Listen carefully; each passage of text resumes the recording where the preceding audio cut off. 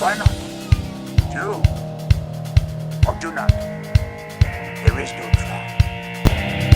Good.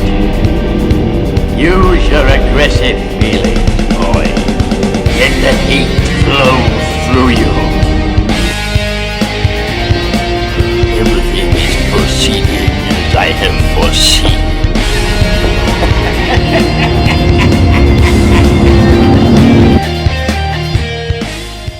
All right. Well, thanks for coming again, guys. I'm thinking this time around, Darth, why don't you go ahead and give like a 3-4 minute summary and opening.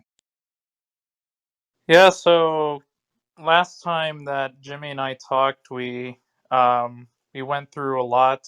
We first not only compared like how our worldviews account for how we come to form reliable beliefs, but we also touched upon whether or not atheism was logically possible, the problem of the criterion, internalism about knowledge, emergentism, naturalism, and particularist accounts of um, how to respond to the problem of the criterion. Now, in the discussion, there is a very interesting dynamic arc where once we were comparing our worldviews, I thought that um, it was pretty much a stalemate in terms of like how do we account for knowledge. Maybe, of course, Jimmy might disagree with that and think that ultimately theism is not only advantageous in the way it accounts for knowledge, but it's the only worldview, his brand of theism, that can account for for knowledge. Um, I'm here today to show that that's completely not the case, even if we grant um, all of his claims that are made from Christianity. I just don't see how he would be able to establish the necessity of the Christian worldview for knowledge. And uh, the stuff relating to the problem of the criterion is very simple. The simple fact being that if you interpret the problem of the criterion as a problem posed against um, our epistemic criterion and different methodologies from which skepticism arises towards those methods, I think that ultimately he's at the same breaking point with skepticism. Ultimately, these are going to be two worldviews where he can, I mean, plead protestations to the contrary. Theism suffers from the same skeptical challenges as the ones that he poses to atheism. And in the last debate, I didn't see how he was offering some sort of worldview that would offer such a solution to that problem without engaging in the same ad hocness that the naturalists would always push back on. And that's all. I yield my time. All right. Thank you. Why don't you go ahead, Jimmy? About 3 or 4 minutes. Cool. Yeah, good summary. I think so. The way I would frame the debate that occurred is I think there were two issues. One was an investigation of the problem of the criterion and to see whether Christianity versus an unbelieving response can reasonably answer that problem. The other investigation was into whether something like naturalism can provide such a resolution. I would say I'm not sure whether or not we really had a contact between our two worldviews. A recurring problem in the conversation seemed to me whether or not naturalism was being produced as a merely provisional answer to the criterion, and so we're not seeing what is supposed to be um, that resolution in virtue of which there can be multiple answers. And to the other, on the other hand, it seemed like Darth wants to say that he takes a skeptical response. He takes Chisholm's skepticism horn. And at that point, it's difficult to see how that's consistent with any judgments made about whether or not other views can be satisfactory or not. So, for example, just a moment ago, right, we're hearing that, um, uh, and this was indeed the case, something we discussed, whether or not Christianity resolves the problem in a way that doesn't just run right back into the concerns of skepticism. And yet, from the standpoint of a self-conceited ad hoc epistemology, it seems to me like knowledge of whether or not it does is unavailable. It seems that from the standpoint of skepticism, knowledge of whether or not it does is unavailable. And in the meantime, I don't see any interaction with the rich conceptual content that are matters like the Trinity, the revelation of the Father through the Son, the historic traditions that have derived from the biblical canon. These seems like matters that were just flattened out or not referred to at all in the conversation. So it might be useful, and I think going back to my original comment about the debate between Darth and Father Ananias, it might be useful to talk about Christianity, because it seems to me like Darth's objections revolve around not charitably representing the rich conceptual content that Christianity offers for these problems. Okay, thank you. So why don't we do? We'll move into like a cross examination. Let's do about excuse me. Let's do about 7 minutes, where one side gets to ask questions, the other side answers and doesn't ask questions, and then we'll flip and do 7 minutes for the other party. And then after that, it can just be free form, whatever you guys want to do. After that, you can just open conversation. So, Arianus, why don't you go ahead and start? Yeah, so when you say that I wasn't charitably interpreting the rich conceptual content of the Christian worldview, what exactly were you referring to in that debate? Because I think a very important part of that debate was me incessantly asking Father Deacon Ananias for some clarification as to what exactly would provide the truth conditions for the statement, God is the necessary precondition for intelligibility.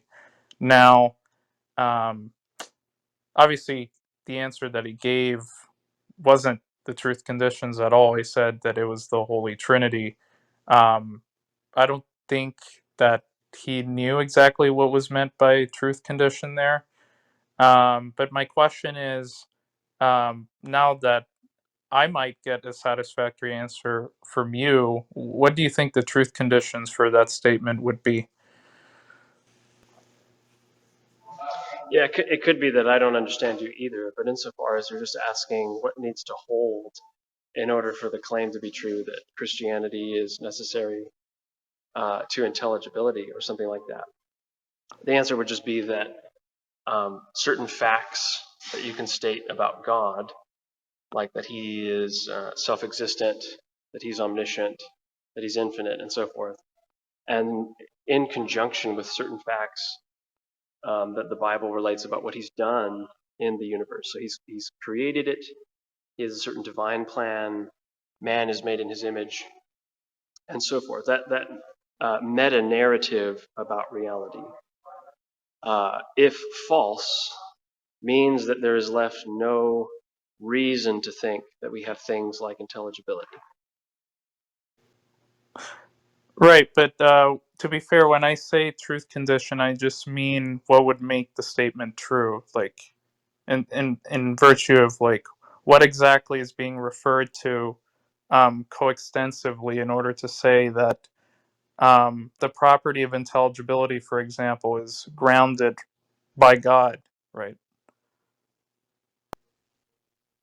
It just means that something like human knowledge or human reasoning is contingent on who God is and certain things that he's done in the universe. Contingent upon who God is and certain things he's done to the universe.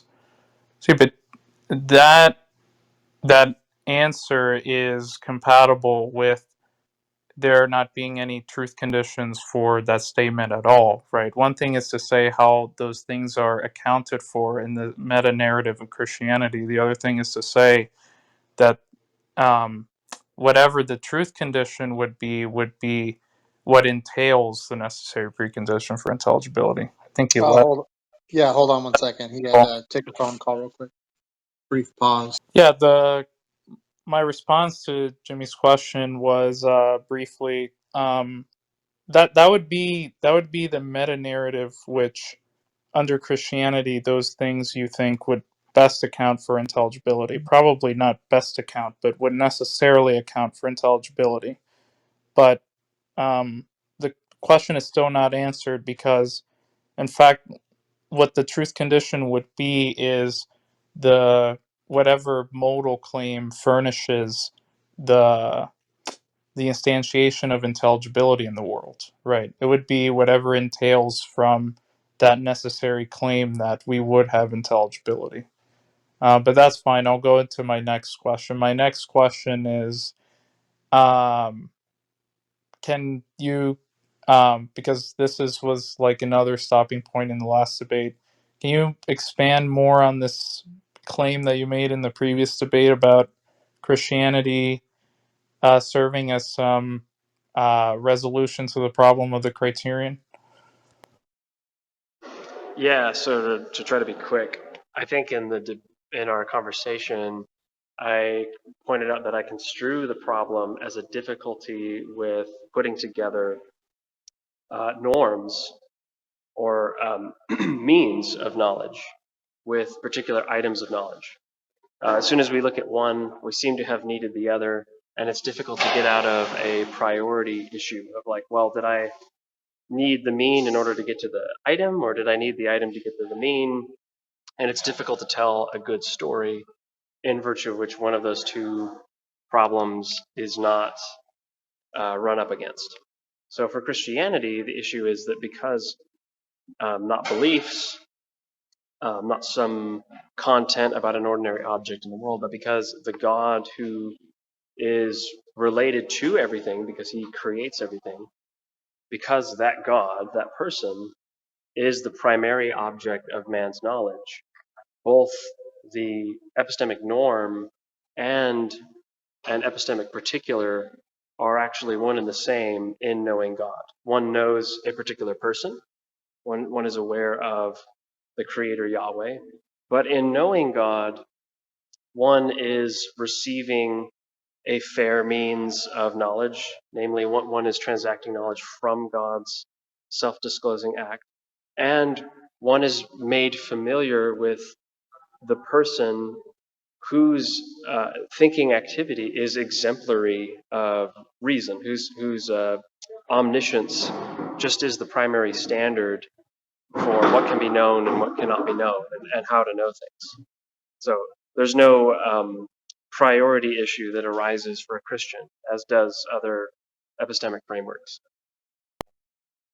So, probably last question here, Darth. Last question. Can you expand what exactly your response is to the critiques of internalism I was giving in the last debate? If you remember them? I don't. I think it's fair if you want Yeah, to I'll lay them out. elaborate. So, you had this notion of I took it that you weren't saying that you were an external and you weren't an internalist. You were saying that um, the sort of conception of justification that you were working with has to do with the key idea that um, if an agent tokens a particular belief and that belief is accessible through some infallible mind, right, that imbues them with knowledge that necessarily, if someone knows some proposition, P, for example, only one can be aware by reflection of what that proposition is, in fact, of them coming to know the basis for P. And I was wondering if you hold to like a strong version of in terms of like partial knowledge, right? Like, what exactly do you think would make it so that the basis for knowledge under your account of knowledge um, isn't just something which could be mirrored right under the dispositionalist account of knowledge that I gave? That's more or less the question that I have. Okay, so I think my answer will be somewhat dissatisfactory, but that's, I mean, maybe part of the problem here. So, in the first place, I don't know that I'm an internalist of that variety. I probably believe in certain cases what you laid out there about um, accessing the verticality of something's testimony, or like the proposition that's imbued. But I don't. I'm not even sure that's really necessary. Like, suppose I didn't agree with that. It seems to me that like the only reason some kind of internal criterion is coming up is because the nature of the debate is a claim about the nature of epistemology. So, earlier in your summary of this conversation, you said that you think it's not the case. You said in different words, but you said you think it's not the case that Christian revelation is epistemically necessary, or in other words, that you think it's possible for people to have knowledge independent of Christian revelation. And I'm calling into question that claim. I think it's only fair that in the enterprise of pursuing reasons and giving reasons for our various views, that's the nature of the debate, whether you're an externalist or not. So it just seems to me like this particular consideration about internal criteria is going to become somewhat irrelevant at the point where, well, we're just disagreeing about meta claims about our epistemologies, and that puts the onus of proof on both of us. But as far as like how revelation can't be mirrored, I think there's a lot of reasons you could put forward.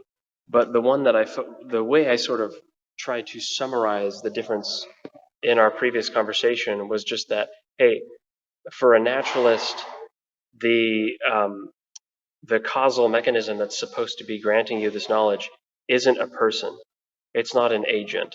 And there's a lot of various properties that go into that. Because we don't treat agents and non-agents the same way with respect to epistemic resources. We don't think that we can learn by staring at a tree or by sitting in a pool, the same things we can learn by reading from a teacher or hearing an expert tell us information. The same way, I don't think it's viable prima facie to think that you can just say, well, this is the same thing as God. It reveals things to you. It just doesn't happen to be a person.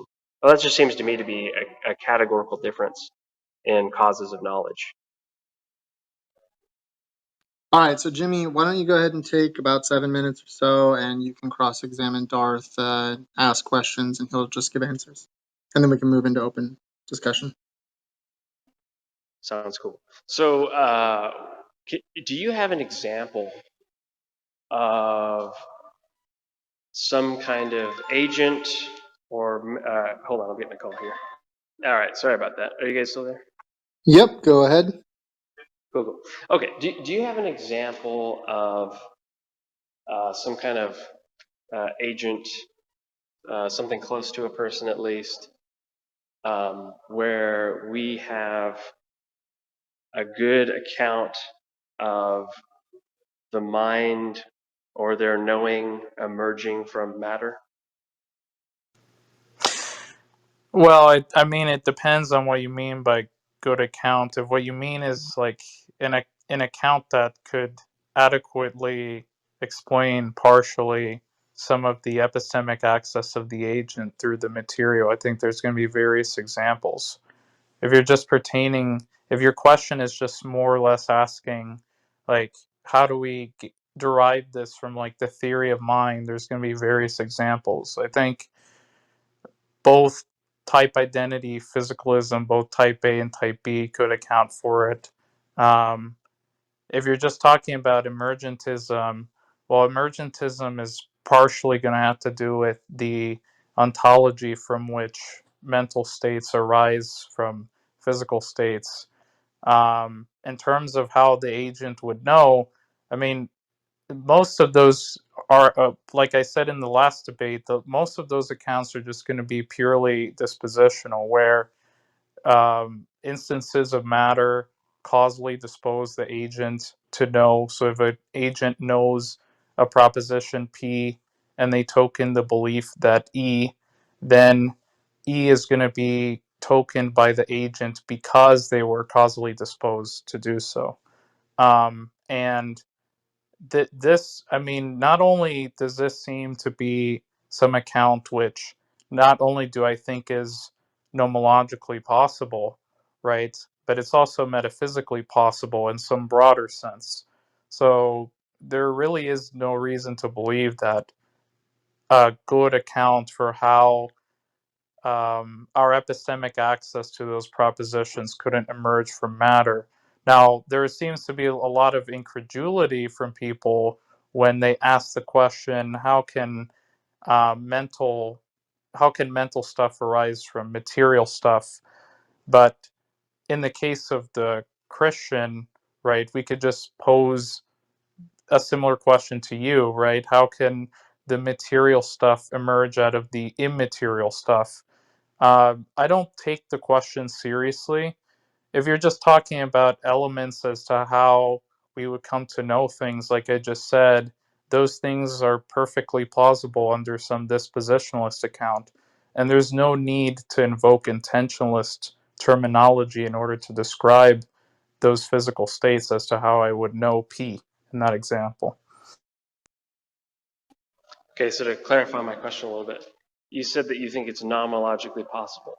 Do you have an example where it's nomologically actual? Like you can point to a person or an animal or gesture at some object and say, I actually know that this came, emerged from, some kind of material.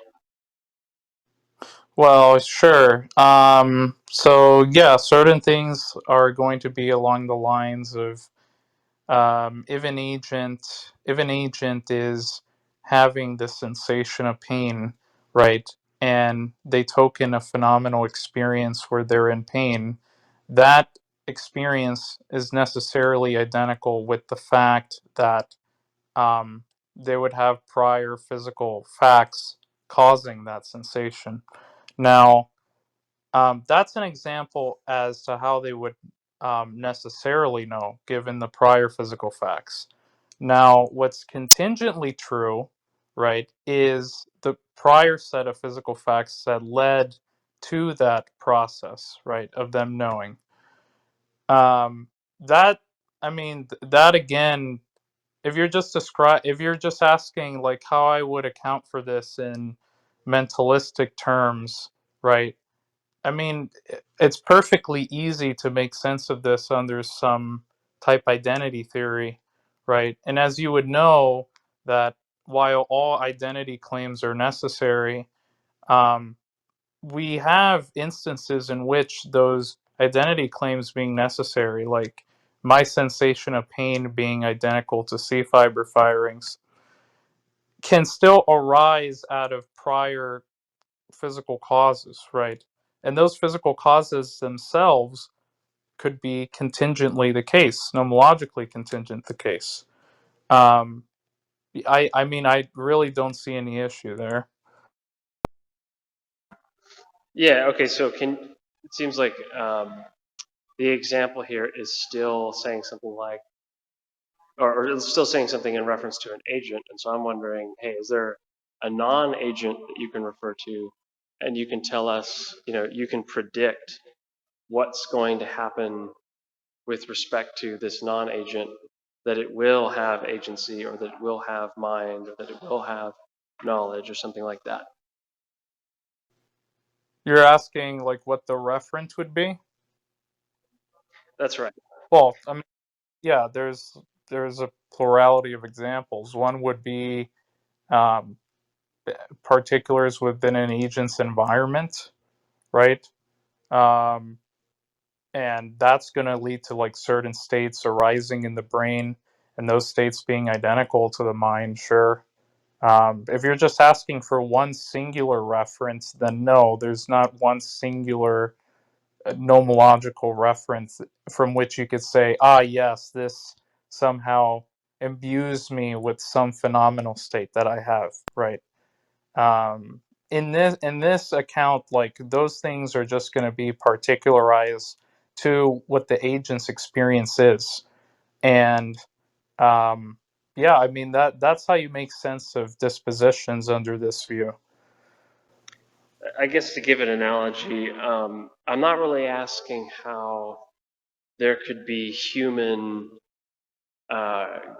gray matter synapses going on given there's an environment for a human. What I'm asking is, how did you get the human in the first place, right? What explains that there is anything mental there to be interacted with by the environment in order to produce new states in what was already a mind to begin with, right? I'm not asking for an explanation of things that inhere in the mind. I'm saying, well, how did the mind get there in the first place? What physical thing can we point to that wasn't a mind, that doesn't just refer to interaction with minds, but which then can explain, and maybe you can use it to predict that we're going to get a mind? Right. So I don't know how aware you are with the nature of causation and how it relates to the physical realm. So one idea is just going to be to point to causal closure. Um, Causal closure, there's different versions, but I could just give you like one basic example. One basic example would just be that for like any causally explainable event, right?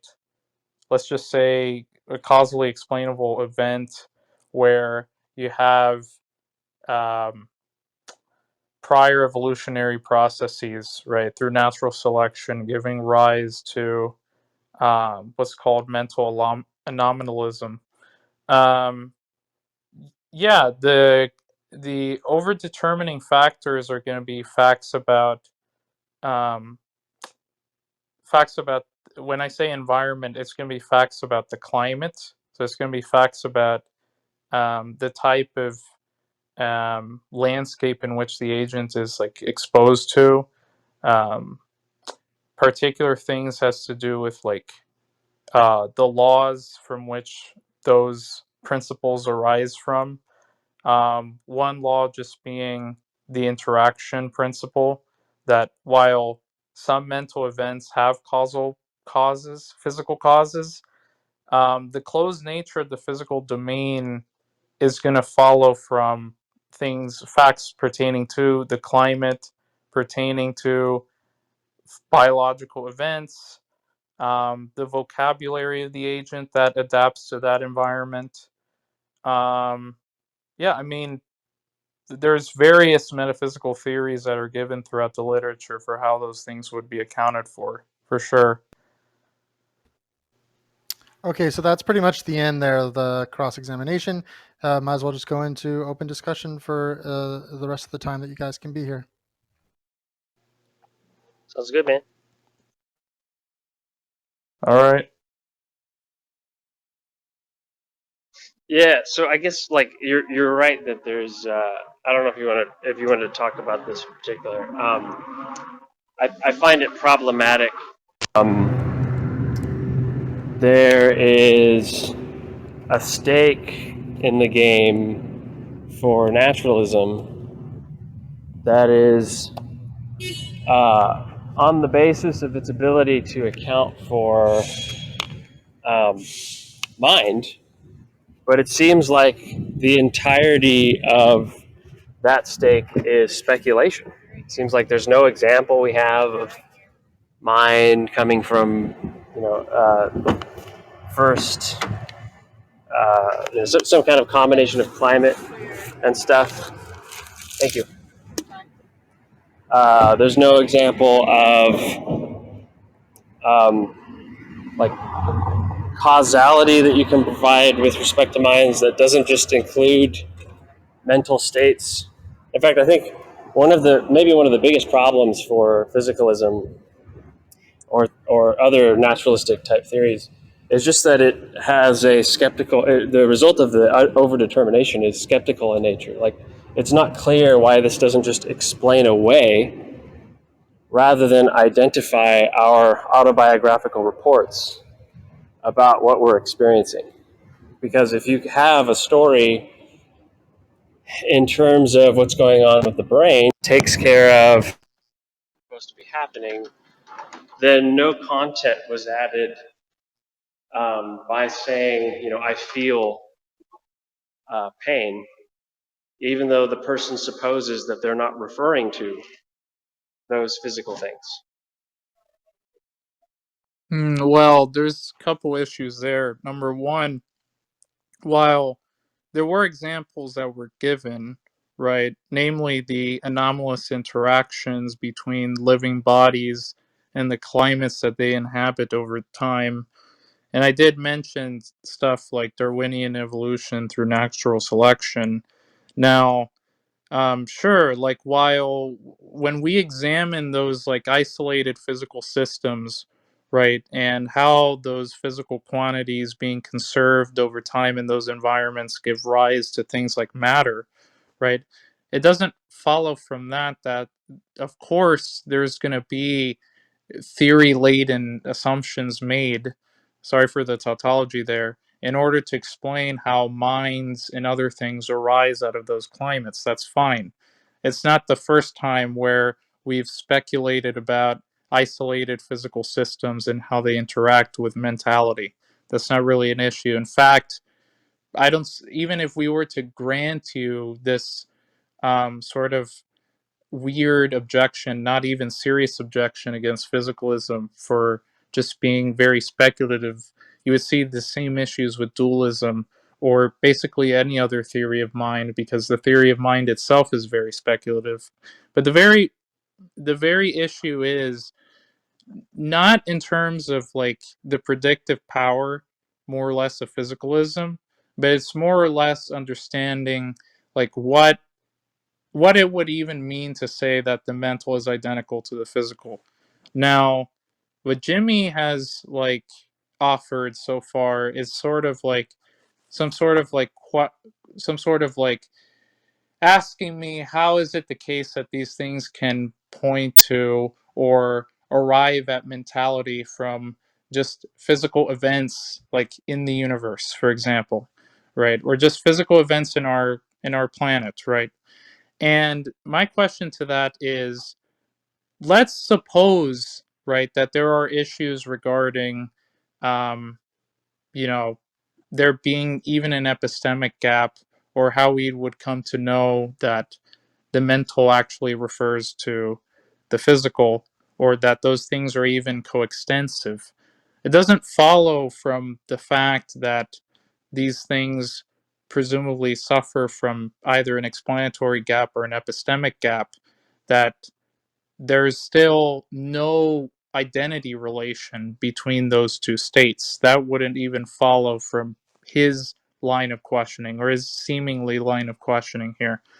And second of all, I mean, we can grant all the skeptical challenges that Jimmy has presented, and maybe it's going to be the case that we don't know exactly how the mind can arise from matter, and how these two are identified as having the same properties but going under different names. Doesn't follow from that that his non-physicalist view offers any sort of alternative that doesn't run into the same issues, right? And it doesn't follow from the fact that if there are non physical forms, right, that give rise to matter, namely God, it's not clear as to how these other issues in the mind, right, like the combination problem, the interaction problem, as we see in substance dualism, that those things are resolved under his view, under theism.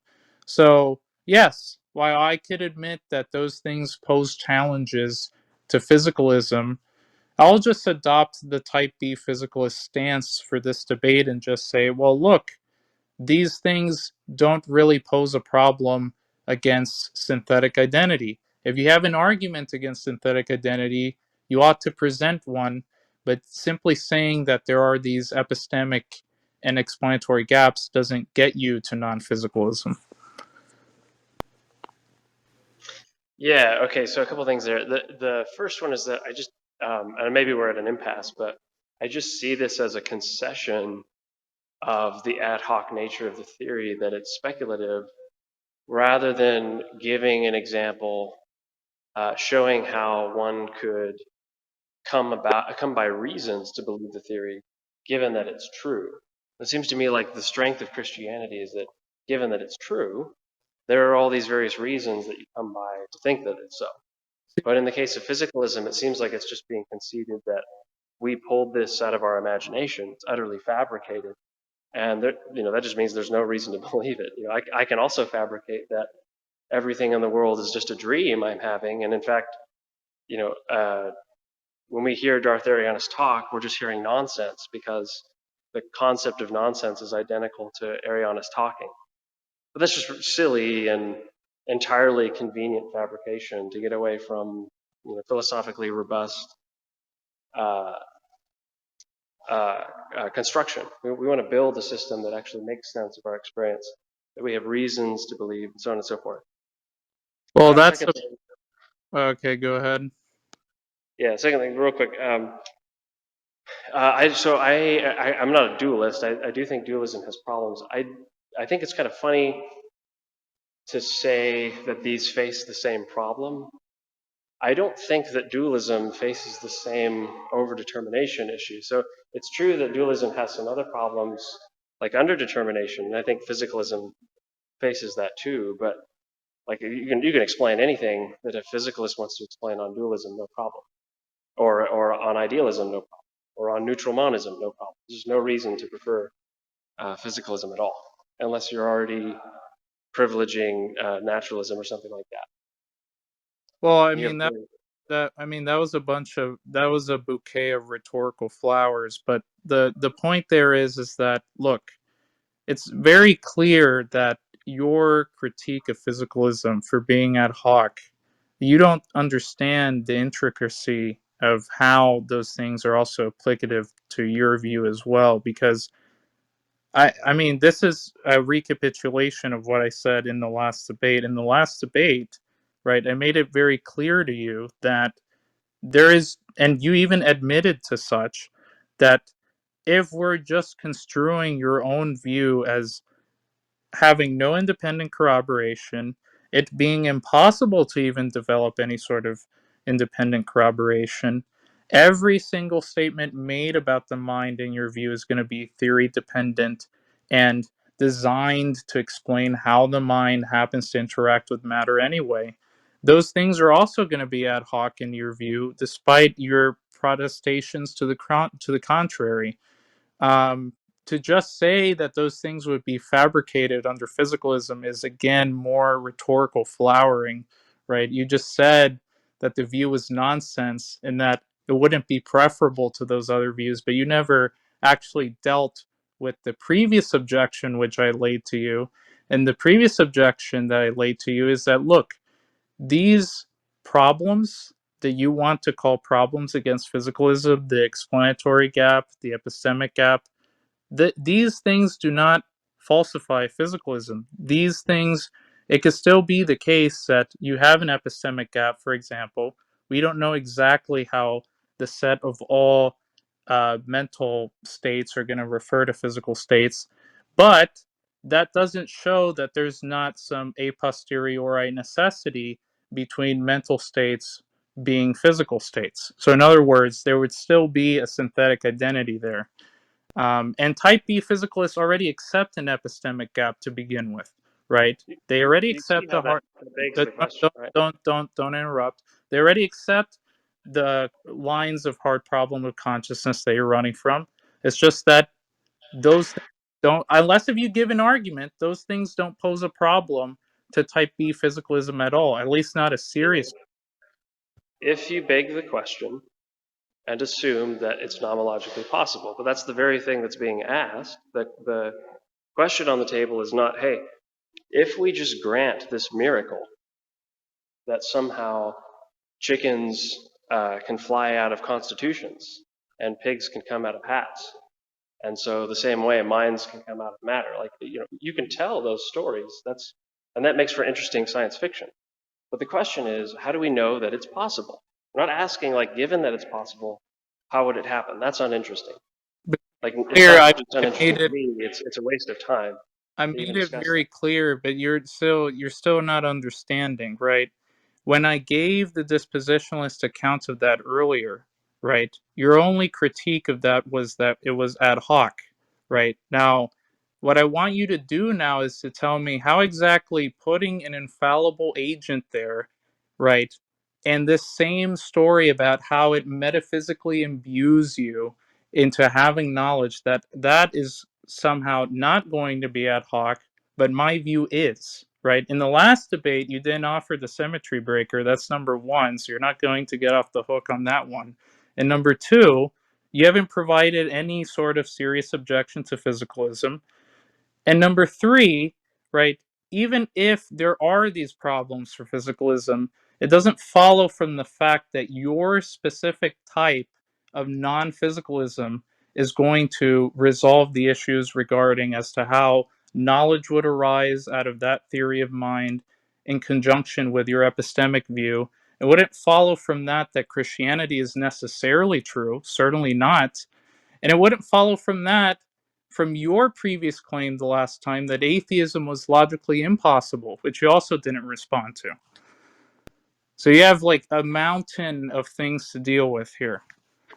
Yeah, I think it's rhetorically powerful to list those things, but if it's impossible to defend one of your claims, then it doesn't really turn out to be a mountain at all. So let's see if we can get down to business on at least the first claim, that it's possible for mind to emerge from matter. What we need to see is some kind of way of demonstration that that is actually possible. It will not do to just say, well, I just claim it is, and look, I can tell this story stipulating things afterward. It's granted for the sake of this conversation. That is, it's not even possible for this conversation to take place unless we are committed to the idea that you and I are agents. We are able to have a conversation. We're speaking English. We're following certain conventions of the sociological realm as well as language and so on and so forth. There are all these presuppositions that are in play in order for us to have this conversation. And one of those, to put it in a few different ways, is that you and I are not waterfalls. You and I are not non-agents. You and I are not impersonal things. We're persons. That's part of the game we're playing. So it's not going to do to play the skeptic and try to shift the burden of proof instead of demonstrating that it's possible for mind to come from matter. Rather, by doing that, one calls into question the very things we need to even have this conversation. We need the distinction between mental things like agents and impersonal things like, Discord applications and phones and stuff like that in order to have this conversation. Would not be possible otherwise. However, you want to say that that distinction is bridgeable, that those things are not a categorical distinction or some such like that, that in fact the mind is the brain. Okay, that's fair, but then that's not going to get off the ground if there's no reason to believe that it's possible. Which reason needs to be expected given the theory? It's a very fair expectation. All of this talk about other problems for alternatives and this whole other mountain of problems is really something that we cannot get progress on if we cannot establish the very beginning points, whether or not this is possible. See, so that again, you claiming that there is no justification provided, it was probably not satisfactory to you when you're asking what a demonstration would be.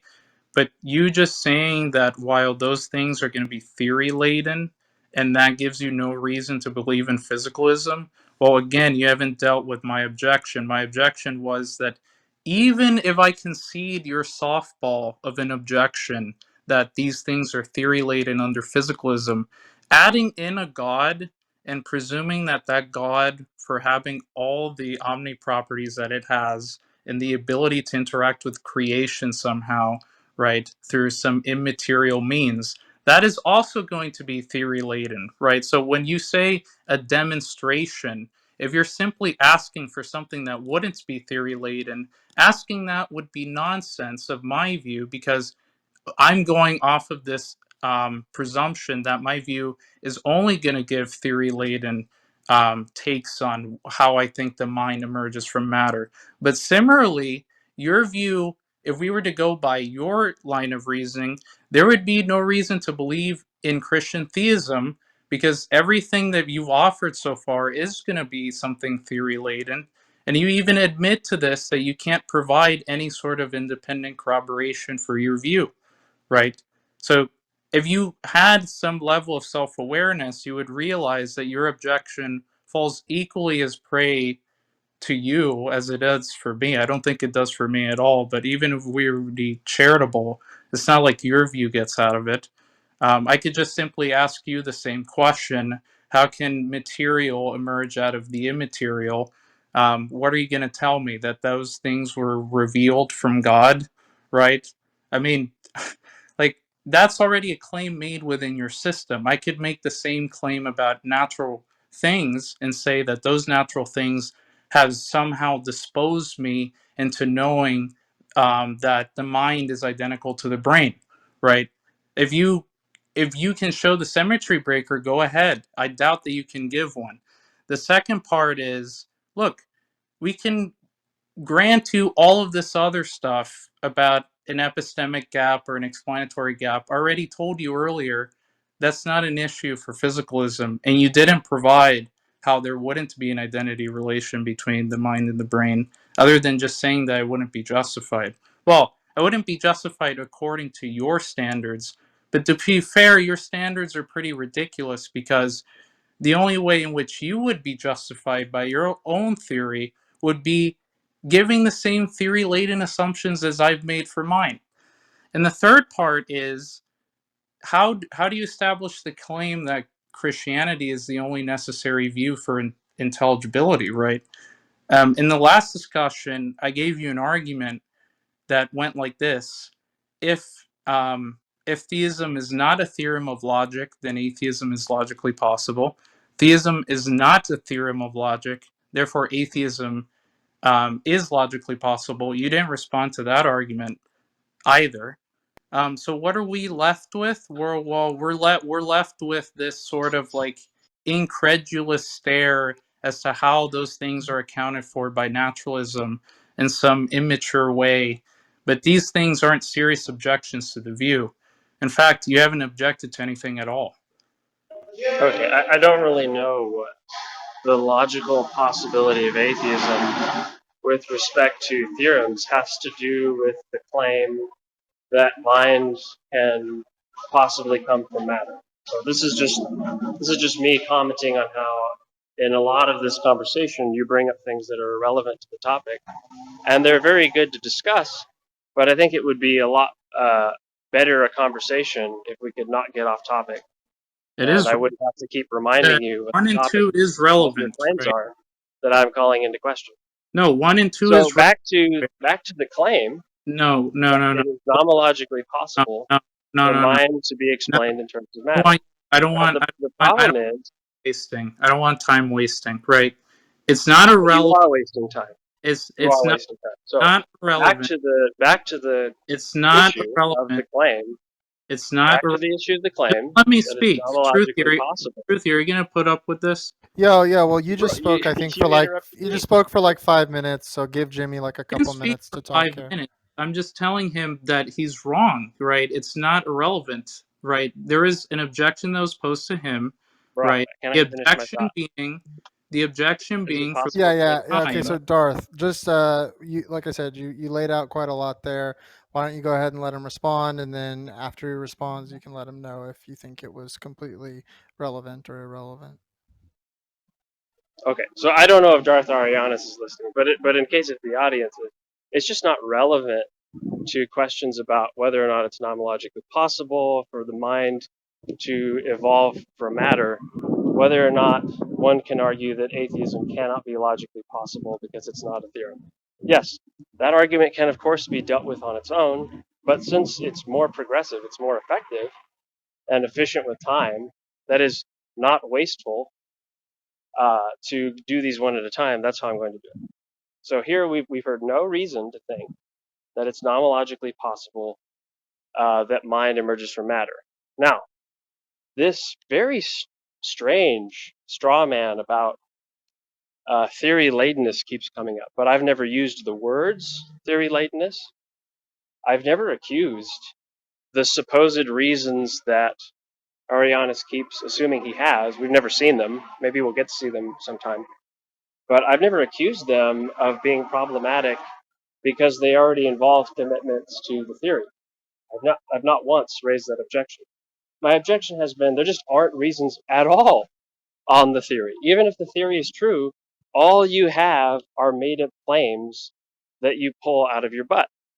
Now, to give an example of that, that's exactly what occurred as a supposed counterexample, as a supposed symmetry in this conversation. Darth Arianus said, look, there could just be physical things going on in the universe that dispose me to believe this. Yes, I suppose there are physical things going on in the brain of a man on the streets of San Francisco who says he was visited by a space alien. That's very cute, but we're trying to do the philosophically hard work of actually presenting reasons that are serious. I don't think it's controversial that getting the testimony of an expert, such as someone who has designed the inner workings of human psychology, who has created all of the various mechanisms that belong to the human body, and who is responsible for sustaining every moment of existence, I think getting the testimony of that person is sort of the best expert opinion you could have on what's going on psychologically, on what's going on in the relationship between mind and matter. I don't know how that would be even close to comparing that to, I just happen to have this belief, and we know that all the beliefs I happen to have are physically caused. Yes, that's very good. I happen to have the belief that what you're saying is nonsense. That comes from nature too. Come up with something better. Yeah, so again, there was this assertion that was made that naturalism, how this specific version of naturalism, where mental things emerge out of natural things, is impossible. So now that you're going to want to make that claim, what I want to know is there any nomological law that you're going to refer to that picks out the impossibility of physicalism? Is there any nomological law in the universe that makes physicalism or naturalism impossible? Because if that's what you have in mind, then I mean that's just going to be very implausible to you giving a modal account of, if you can even give a modal account for refuting anything touching physicalism. But again, I'm just asking you, what nomological law makes emergentism impossible, other than your incredulity? So, asking the question of me why, in principle, mind cannot emerge from matter is not a demonstration that it can. And I'm happy to give arguments that it cannot. I will proceed to do so.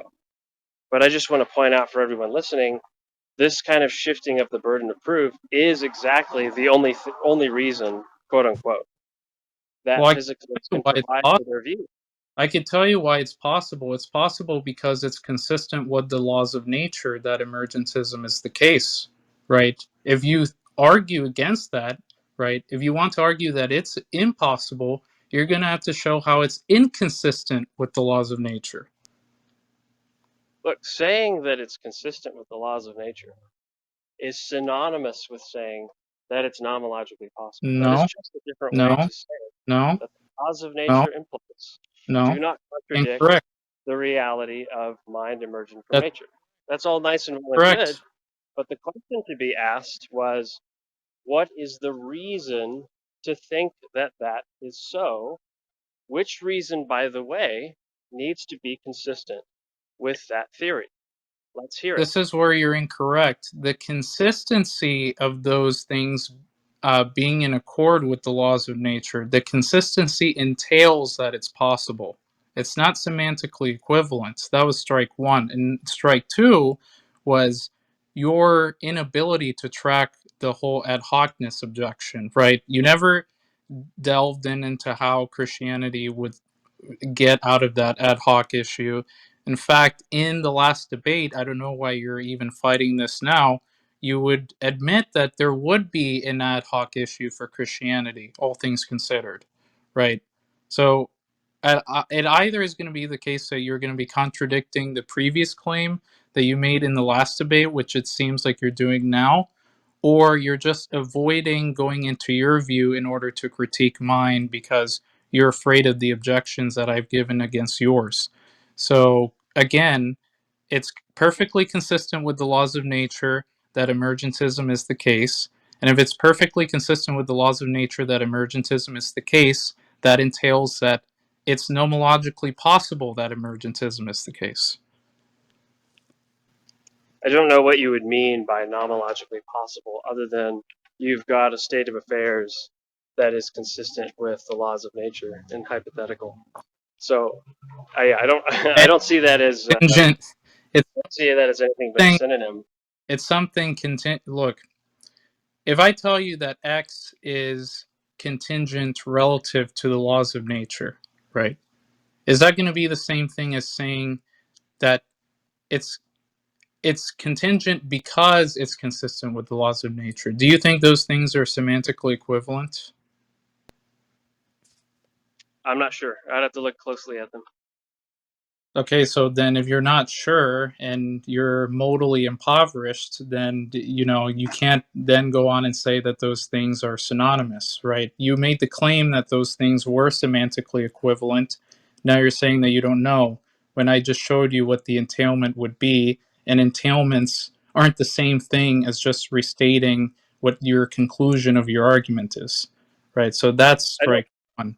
I don't Uh, think you gave the same statement. So the statements before, one was that it's statement. nomologically possible for mind to emerge from matter. The second statement was it's a consistent state of affairs with the laws of nature that mind emerges from matter. Now, I Mm-hmm. don't know what the difference is supposed to be between those two states of affairs. It could be that one has more content, but that's going to be irrelevant because it just includes the same claim that was in the other. So it'll just be synonymous with respect to uh, premises of an argument or something like reasons that you're given. It's not it's not a reason to believe that God can do anything that I can do in this world to say that He's omnipotent, right? But if I'm asking the question, how do I know God is powerful at all? Doesn't do any work to say, well, He's omnipotent or something like that. Well, look, Uh, just because you say there's no reason to believe, right? I mean, that's just you, by your own epistemic standards, saying that you're dissatisfied with the account that I gave, which I don't know why, because it appears that the only thing that I gave when I gave the account of how you would come to know things dispositionally, I referred to natural states that would causally imbue you with knowledge, and I would agree, it was a very ad hocish view. But if you, by your own epistemic standards, reject ad hoc views, well, you would have to also reject your own view because, again, unless if you can provide what the symmetry breaker would be here, you've only provided in the last two debates an ad hoc view as to how those things are accounted for, right? So if you have no reason to believe in the dispositionalist account that I've offered, then if you were to be epistemically consistent and epistemically virtuous, you would also reject your own theory, right? By your own lights. That's if you're being rational and consistent, which I hope you are. okay, so I'll make brief mention of it, but I'll move on from here. We're not hearing a reason why it's possible for mind to emerge from matter, and I don't think we ever will, because I think the entirety of the philosophical literature on the topic just takes on blind faith of a rather religious nature that it is so possible in order to avoid standing up and taking the burden of proof that is involved in that venture. Now, with respect to this, so now we're moving on to a different topic. Now we're moving on to the separate topic of the claim to Quoque that even if naturalism was so ad hoc, so would Christianity be. Well, No, that's just to no, demonstrate that one is very not a, confused about the objection that I'm bringing to the not, table. not. The objection that I'm bringing to the table is that there's no forthcoming reason for believing that uh, naturalism is possible. Essentially, no forthcoming reason to believe that naturalism is possible, given that naturalism is true. But that's not something that you can put back on Christian theism. There's plenty of reasons why, given Christian theism, you'd be justified in believing that it's the case. Furthermore, it's not a matter of philosophic stipulation or speculation that we come to theological claims and inferences. Rather, Christianity has oracles of a certain nature that we refer to as the Bible. It's this canon of historical texts, and theology and the philosophy that is derived therefrom is exegeted from that text. So it's not a matter of me or some other philosopher speculating. That would just be to confuse the difference between interpreting a text versus offering your own account on the basis of your own imagination. Yeah, so here's the issue with you claiming that that was some Tuku fallacy. First of all, I didn't say that your view is false or that the claims that you made were false, right? Or that there's, I mean, presumably, I'm not even going to make some sort of value judgment on whether or not the Christian worldview has any veracity to it or not, right? I didn't say that your view is false because it's not consistent with your past actions, your words, or your past evaluative standards, right? I just said if I were to even assume, right, that your ad hocness objection applies to physicalism, by your own lights, that applies also to theism. So it was a conditional, right? I don't actually take that objection, right? If we can even call it an objection against physicalism seriously, right? Because all you're saying is, look, what the pieces of information that you've given me are all dependent upon what the theory is designed to explain. Okay, when we evaluate theism, we see the same issue as well. And so far, you've only turned it back onto my view, and then you've gone on to say, well, look, these are the issues pertaining to your view. There would be no reason to believe in physicalism because there's an ad hocness to it and yada, yada, yada. Well, I'm saying that even if I were to grant that sort of legitimacy of that objection, which isn't legitimate at all, and it's very strange as to how you would even come up with an objection like that, right? Especially with theories of mind. Um, I just don't see how that wouldn't also apply to you as well, right? I wasn't saying that, oh, because of this, right, your view is false. I wasn't claiming that, right? I was just saying that all this time there's been an equivalence in worldviews insofar as both are actually very ad hoc, right? And very theory laden.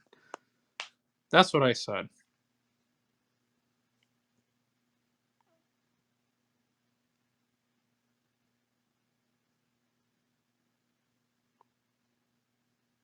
The other stuff pertaining to um, atheism being like logically impossible was in. I mean, it's not exactly related to the theory of mind, but you want to make the claim that Christianity is the only logically possible worldview, right? And Darth, you have to hold your horses for a sec. He is going to take a okay, quick break. He will be back. You okay. can continue. Did you have a question for Darth, Rhodey?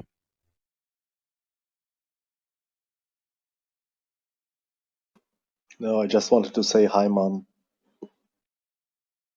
Thanks for that. Yeah. So did he came back? Yeah, he'll be back shortly. Okay. I actually wanted to ask Stephen a question, but it can be asked after the debate. Oh, thank you. What's up? I'm sorry. I'm getting interrupted here at work. Yeah. So I think part of the issue is we just disagree on the nature of what's going on in ad hoc reasoning. For me, something is ad hoc when, minimally, there could be other reasons why something could be ad hoc, but minimally, something is ad hoc if it's posited only on the assumption that it's true, or only on the assumption that some kind of data it was supposed to corroborate or something like that is true. So the problem here is that it's ad hoc what the naturalist is saying, because one has to grant the controversial claim that it's nomologically possible for mind to emerge from matter. To quote Rupert Sheldrake, right? If you if you grant me one miracle, I can explain the whole universe. Well, that's not very interesting because I had to grant you the miracle. What establishes the miracle, right? So that's the ad hoc nature of a thesis that's put forth.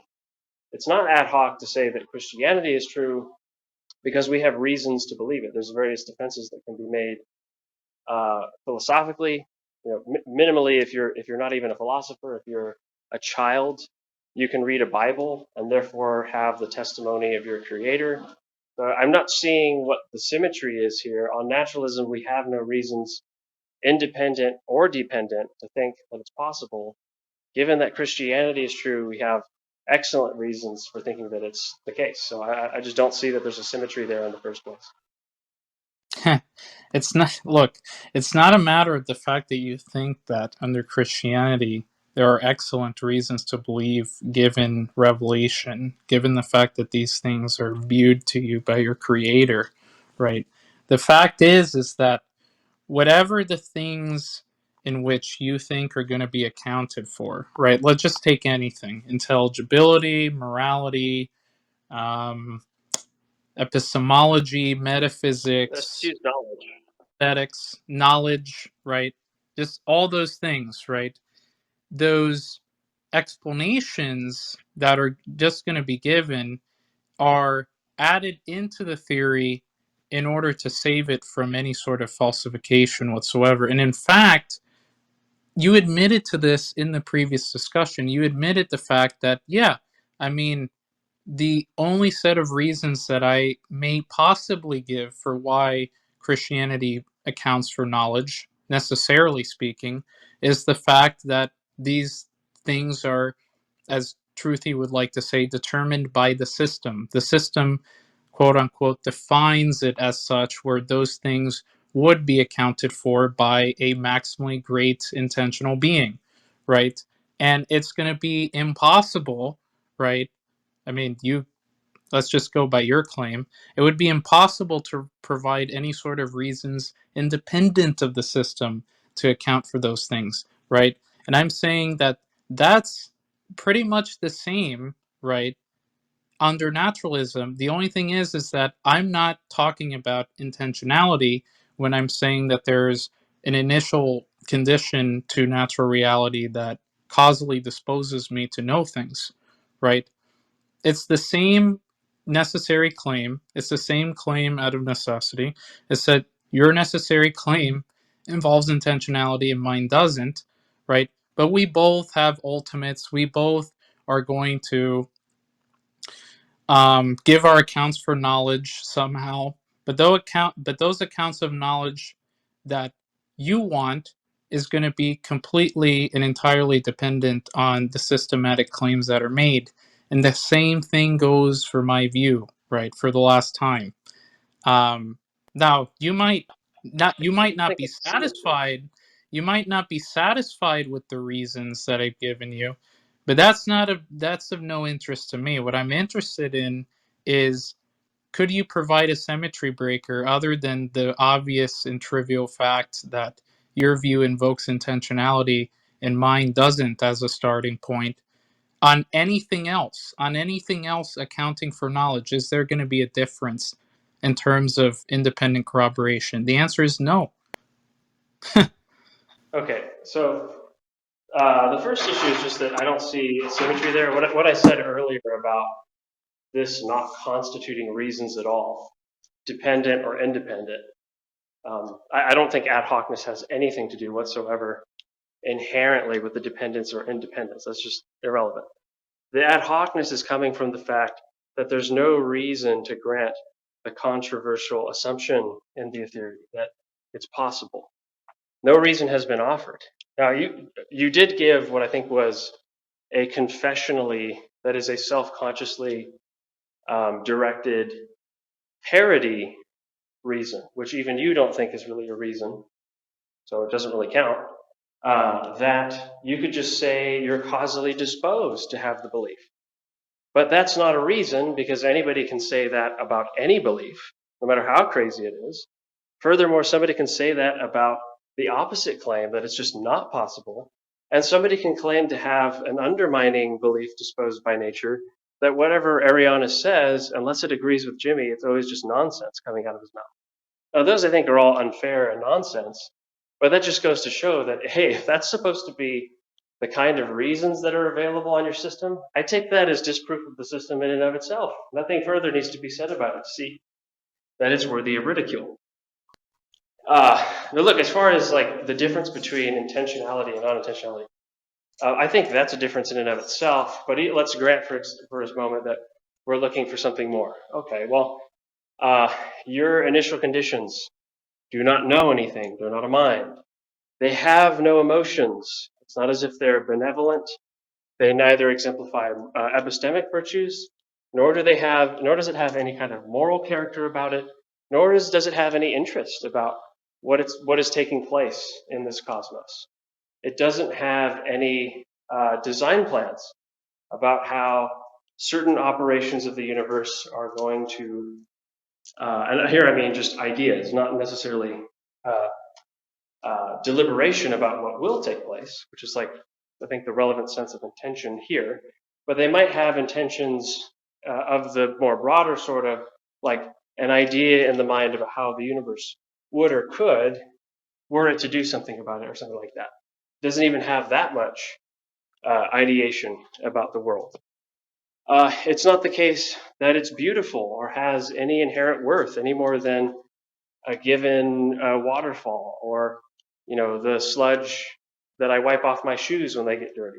Okay, so this has a great deal of different attributes, and it seems to me that to be in the dark, to use your term, to be so theologically impoverished as not to understand why that's significant is just not to understand very much about what Christian philosophers have been saying God does for metaphysics for centuries.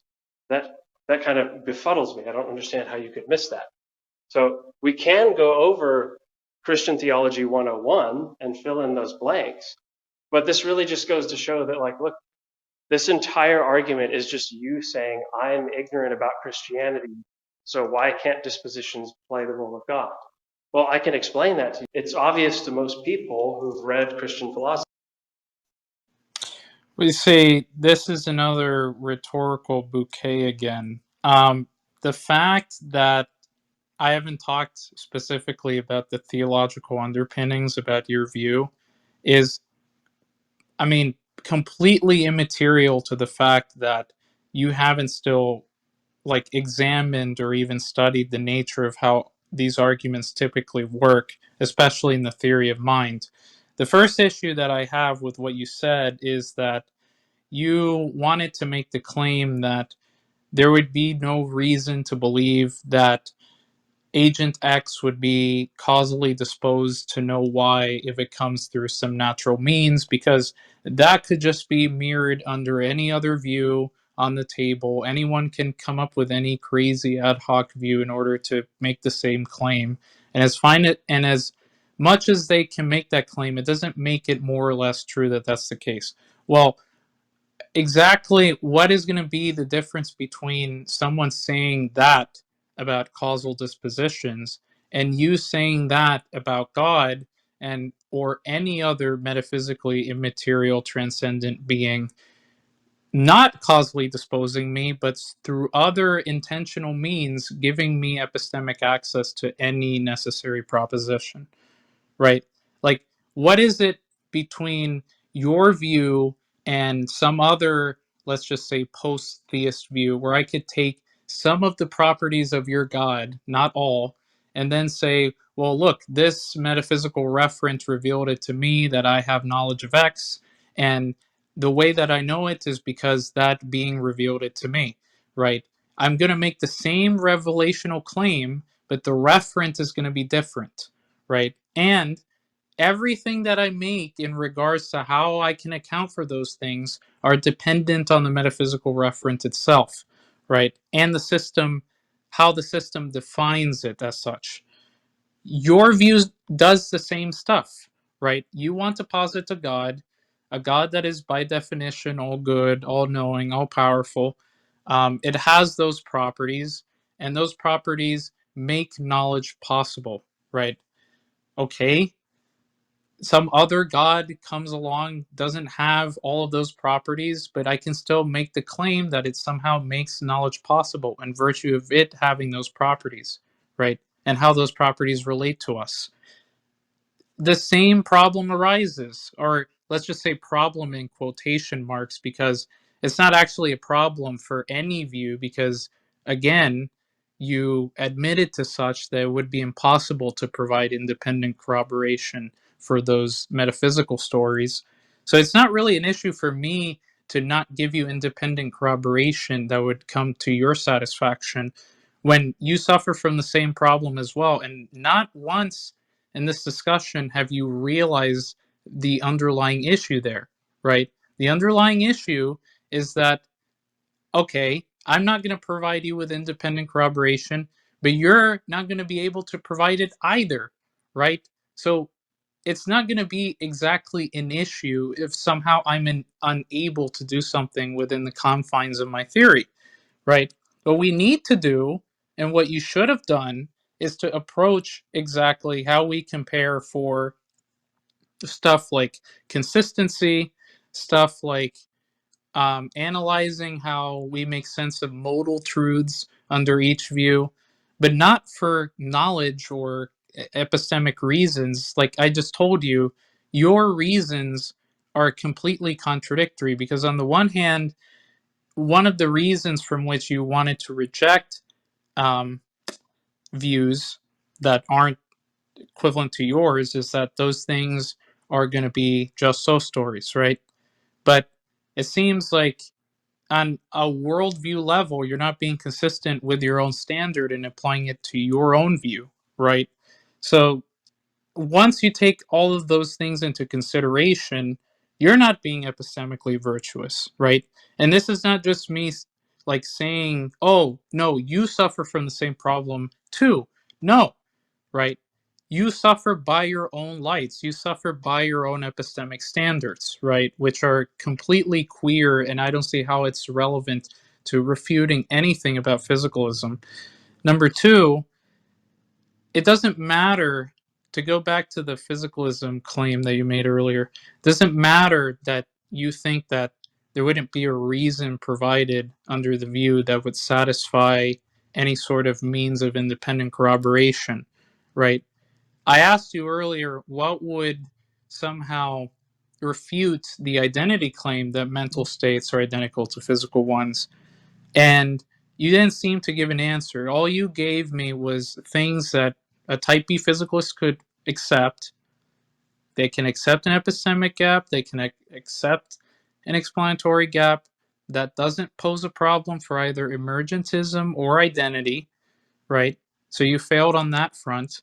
And then when talking about how Christianity solves for these things, you wanted to invoke God and his relationship to his creation, and how those gives you excellent reasons to believe because those things are derivative from an omniscient mind. Well, the problem is that I have no reason to believe that, because those claims, there's no demonstration that you could give as to how that's the case without just purporting what your theory is designed to explain, right? So I have no reason to believe in your Christianity. And the last part is, I mean, we wanted to talk about atheism being logically possible. I gave you an argument as to why it would be logically possible. If you don't want to object to that, that's fine. But I think I've made my case so far as to how you have these mountain of objections to climb, but you're not even like climbing yet. So I'm trying to help you here, but you're failing. So Yeah. So I think the problem is if you set down rungs for a ladder, and I'm still waiting for you to reach the first rung on the ground, there's nothing for me to climb. So we saw that there wasn't any reason for thinking that mind can emerge from matter. That was the first rung that didn't get put down. Now it just sounds like one way to look at the dialogue here is that you are conceding that your epistemology suffers from a global underdetermination problem. That whenever somebody gives a just so story, you, Darth Arianus, now this is completely irrelevant about where my stance is, but you don't have a criterion by which to distinguish which one of these has preference in any way that doesn't just beg the question. And that is a very sorry state for your epistemology to be in, for somebody to be able to say, I am disposed by nomological laws to think that everything Darth Arianus says is incoherent nonsense. And for you to say the same thing, well, I'm disposed to think that it is, and there ends the discussion because we're just disposed to think the way that we do by whatever forces happen to be out there. Yeah, that is I don't an understand. unfortunate epistemology. But I think what would be philosophically interesting is if you actually had something that has anything close to symmetry with Christianity, wherein a creator God who knows things about the world sends his son into the world, becoming human, talking in human languages, telling us what's going on in the world, telling us what his plan is for the world, revealing that in his word, and setting up through the Spirit a congregation of believers, a community of people who believe in that God, to safeguard those truths. I don't really think that there's any symmetry there. You seem to be conceding that on your position, everything reduces to subjectivism via global underdetermination for these meta narratives. Whereas on my view, the meta narrative is revealed by God objectively. Now, you made a claim at the end that Wait, not it's may very weird. It's a very weird claim that you don't have any reason to believe Christianity because reasons that I could give would just be to purport my view. Maybe you can clarify that. It seems to me that on Christianity, whether or not I purport anything, you would have reasons to believe Christianity. So I don't know why. I mean, suppose I was mentally disabled because I got hit by a car in the next 2 seconds. That would be no reason to suspect that because Jimmy is unable to argue that Christianity is the case, that you somehow lack a reason for it. In fact, if you have no criterion by which to differentiate these meta narratives and you sit in global underdetermination for knowledge, then you're just conceding that you don't have a criterion by which to disprefer Christianity over another story. Yeah, so I never mentioned anything about global underdetermination, right? The problem is that you have an inability to track how conversations go, and that's not. Don't take that as an insult. I only said that this would just look. You want to say that the ad hocness of a view is going to undermine the rationality of the view, the reasons to believe in the view itself, the epistemic weight of the view itself.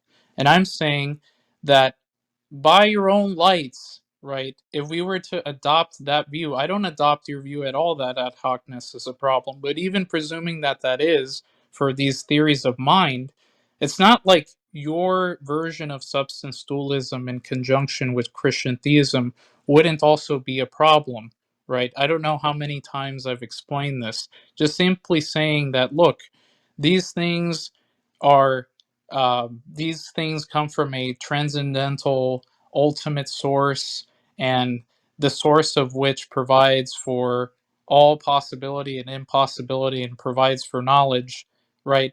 I said that the property of transcendence or the property of intentionality is not going to add any sort of epistemic difference to the nature of our beliefs or our experience without you claiming that it does, right? You want to claim that it does because that's what your system wants to purport. And I'm saying that those things could still be made under my view, right? Where we just take away the intentional parts, We add in the dispositional parts, but when I say that only my view can make knowledge possible, it's just going to be theory dependent entirely. And it's not like I'm going to give you some independent piece of corroboration for anything, right?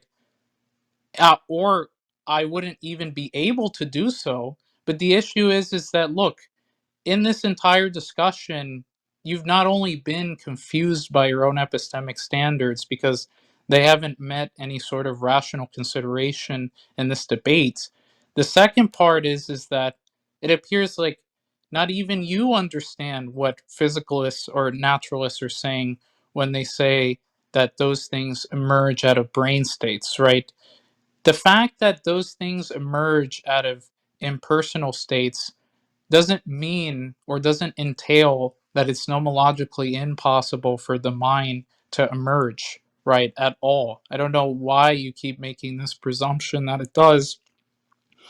And you wanted to assume that in the last debate and in this debate as well, you keep referencing waterfalls, you keep referencing things that you think are impersonal, and how under naturalism there would be no distinction between me and that.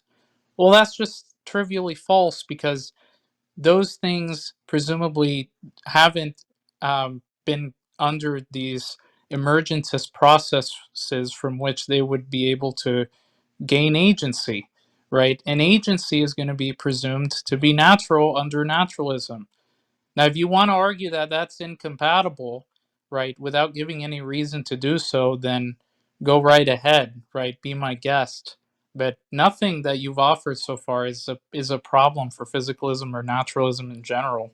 In fact, to the contrary, it only makes it as if you don't have any demonstration by your own lights as to how those things are better explained under dualism or idealism or some other view of the mind. You didn't offer such an explanation. In fact, all you did was make claims that your system would like to say accounts for knowledge and the mind, but, well, tough luck for you, right? I'm not going to even entertain those things because I could just mirror that onto my view, and that's perfectly fine and plausible. It's just that you have to be more ontologically extravagant over it, and I don't. Yeah. Okay. So I'm not seeing what the difference is between. First of all, like I've said before, and maybe it wasn't respected because I said I wasn't a substance dualist before, and now I'm being accused of substance dualism. Um, I said we probably have different ideas of what's going on with ad hocness, and what I said about that basically amounts to saying if your view requires assumptions that are already contentious or already rejected by my view in order to take something as evidence, then it's not going to count as an explanation. It's not going to be a reason to think that it's an explanation just to provide the view. Some further reason will have to be provided why the view should be preferred over mine that rejects it. So that is what I think is the nature of ad hoc here. Another way to put it is that, look, I have criteria, right? I've read the Bible. I have Christian theology. I know certain things from experience that are in line with that, et cetera, et cetera. And in virtue of that, I can rule in and out stories that are told to me. Now, what you seem to be conceding is that your system, first of all, you don't even think it's possible for a system to have such a criteria. You just think all views are underdetermined. They're just so stories, meaning all you can do to support them is just assume that they're the case. Okay, great. I don't agree with that claim, and I see no reason to believe it. In fact, the biggest problem with it is that it's self-refuting. If all these meta-narratives, or if in principle you don't have already the meta-narrative and the criterion in virtue of which you could begin reasoning about what's possible in reality, then you would not be in a position to make this objection in the first place. The game of doubting presupposes knowledge. If you want to pull up skeptical problems for another worldview, like saying that it suffers the same problems as your own, you're going to have some resolution to those problems. As far as the symmetry that was supposed to be there, I think we're just reaching an impasse because I keep responding to that, and you don't interact with the various items I put forward, except for the one time. The only thing that would possibly even count as an interaction was when you said, "Well, on my worldview, on this naturalism, somebody could just be disposed to believe naturalism." And of course, that was done self-consciously. I understood that to be done with an attitude of, we both agree this is nonsense, but I'm just going to show you why, in theory, I don't think any views can offer anything that's satisfactory to begin with. Well, I don't agree that no views can do that, but I do grant you that your view certainly cannot. And that kind of answer that I'm just disposed to believe whatever I believe, i.e. subjectivism, is nothing in the way of a reason to believe anything. Real quick, because it keeps coming up. So again, part of the problem, Arianus, is that the way you converse, I think, wastes a lot of time. You don't narrow down onto a topic, and so we just end up blustering over points that don't get resolved. But one thing you brought up multiple times is the logical possibility of atheism. I mean, I just don't accept your first premise. Something is contradictory only insofar as it contradicts a theorem of logic. Why should I believe that? Maybe you mean something very What else would trivial about what else being mean? logically contradictory, Yeah, what else would it but mean? what would it mean beside? It would just mean that the statement, some description in terms of a proposition entails or is included with some other description in terms of a proposition, both of which cannot be true. So if I said, an apple is all red and an apple is not red at all, that would be a contradiction because there are two propositions involved there that are not compatible. Does that contradict a logical theorem? Well, whether it does or not, the relevant concern is the properties of an apple that are incompatible. Not, if you don't know anything about apples, you have no ability to discern whether this is a contradiction or not. Yeah, so that was a bit painful and confusing. So the first part that I wanted to respond before we get into the logic stuff was again this sort of rhetorical bouquet of like saying that the view is nonsense without like providing any sort of reason as to why the view would be nonsense other than claims that are going to be made from your perspective or your worldview, of course. The first part is you saying that I conceded that those things are going to be vastly underdetermined by the set of theories of mind or just any hypotheses we have in general, right? The issue is that theism doesn't solve those underdetermination issues at all, right? If you think that they do, just lay out what the account would be as to how those things wouldn't be vastly underdetermined. There exists underdetermination in regards to scientific predictions all the time. And in regards to theories of the mind, right, what makes you think that vastly those theories are also not going to suffer some underdetermination problem? That's the first part that is not only quite queer, it's also ridiculous that you would bring that up because that would just be the obvious. The second part would be the fact that you keep talking about what would epistemically satisfy you. I think I already addressed that several times that look, by your own lights, right, by your own admission, whether you like to claim it or not, you suffer from the same ad hoc issue, right? I'm not saying that that's particularly an issue to mine, right? I'm saying that, look, if it's very improbable that I don't give you an independent means of corroboration, that doesn't mean that somehow theism does or theism is somehow some resolution to that. That's just ridiculous. The other part that I wanted to address was the logic claim that you made. Again, so what I'm interpreting what you're saying when you say that atheism is logically impossible is that atheism entails that there's, and you stated it perfectly, that there's a conjunction of two inconsistent propositions. Well, guess what? If you want to argue that that is, you have to show what the contradiction is. But more importantly, I don't see why you're contesting the claim that if something is logically impossible, it would violate at least one of the theorems of classical logic. I'm not saying particularly that those things would be exhausted by the theorems. It's just that if you were to able to argue that theism were to be a theorem of logic, then atheism would be logically impossible. But since it's not, right, in virtue of that, modus tollens, it's going to follow from that that atheism is in fact not logically impossible. It's logically possible. And again, you could misinterpret me all you want. That still doesn't get you out of the issue. What we want to know is, how is theism logically necessary, right? Yeah. Okay. Thank you. That was a lot. That was a lot quicker response. Okay. So first things first, and this will be my last comment on this particular topic because I think we're going around in circles at this point.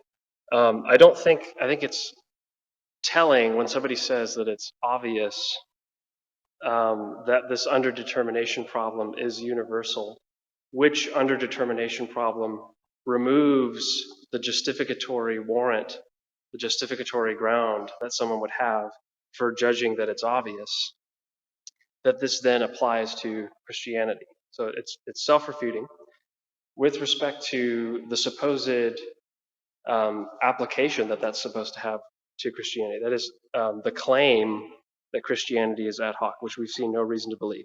The claim that Christianity is underdetermined, which we've seen no reason to believe.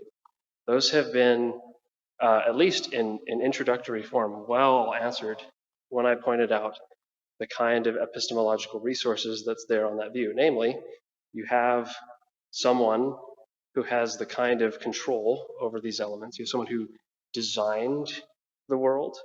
You have someone who knows everything there is to know about the world. You have someone who sustains the world in every moment.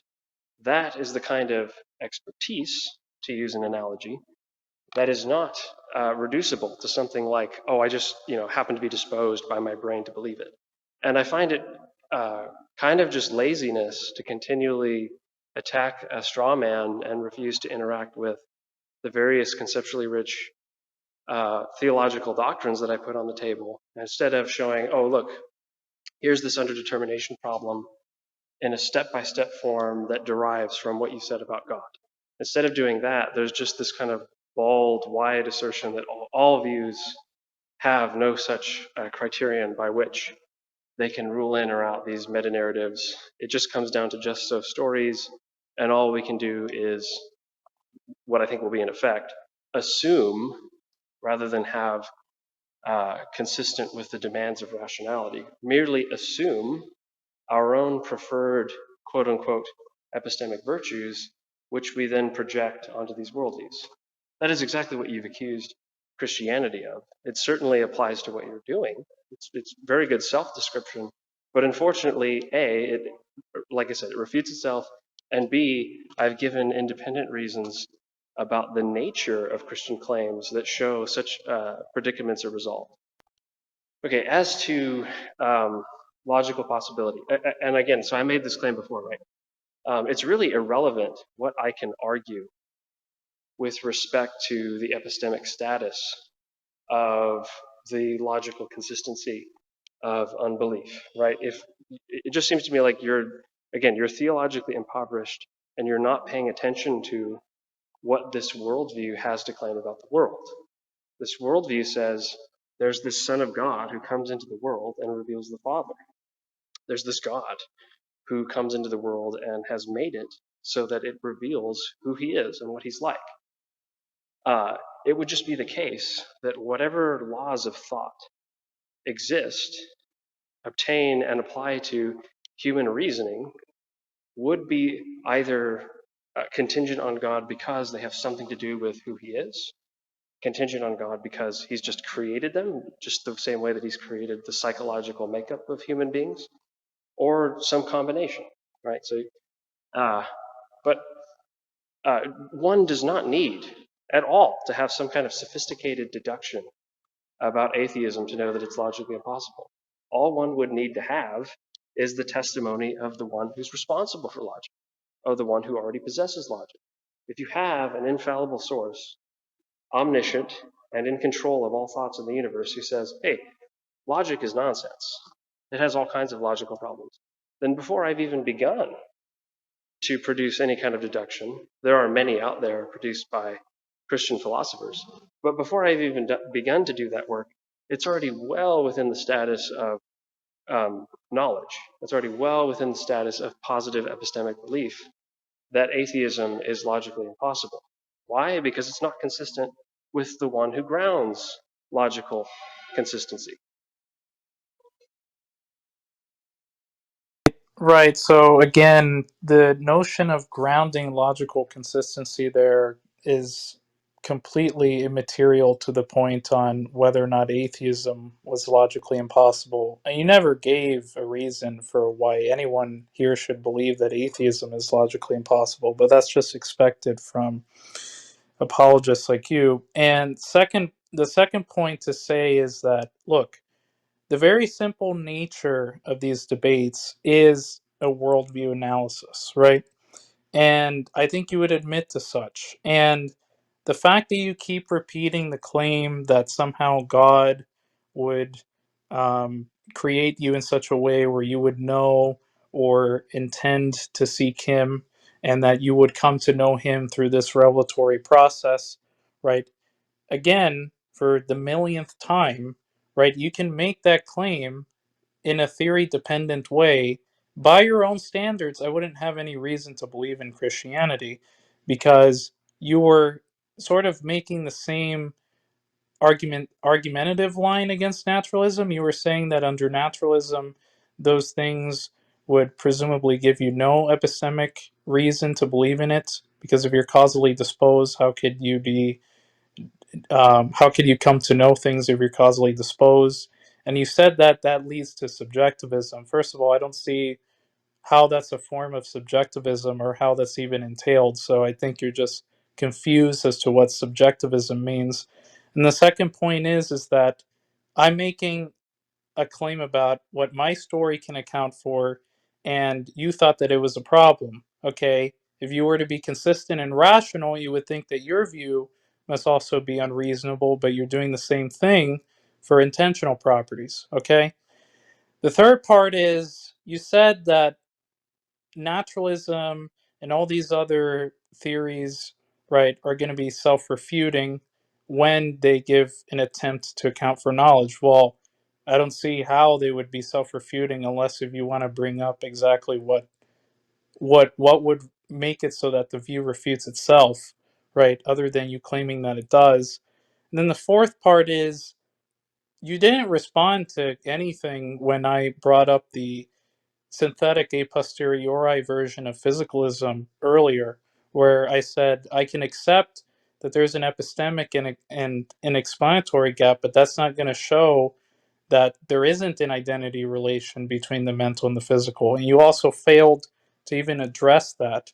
You went back to the epistemic issues and the fact that you're unsatisfied with the reasons I provided to you. Well, I don't really care if you're unsatisfied. The point is that A, you're either being inconsistent or you're contradicting yourself by your own lights when it comes to your own epistemic standards. Two, you want to make the assertion that I'm theologically impoverished when that's not even something that I'm going to remotely take interest in, because you didn't provide any symmetry breaker as to how your view wouldn't be ad hoc and mine would. Now you want to disagree and say no, but you haven't provided such a breaker, at least some breaker that would be intelligible. And three, you didn't provide what exactly the contradiction would be in atheism. So, like you said, yeah, we are just talking past each other at this point. And I yield my time. Yeah, I think a lot of that is just to reiterate what you said before. There was one point there in the middle. Let's see if I can remember it exactly.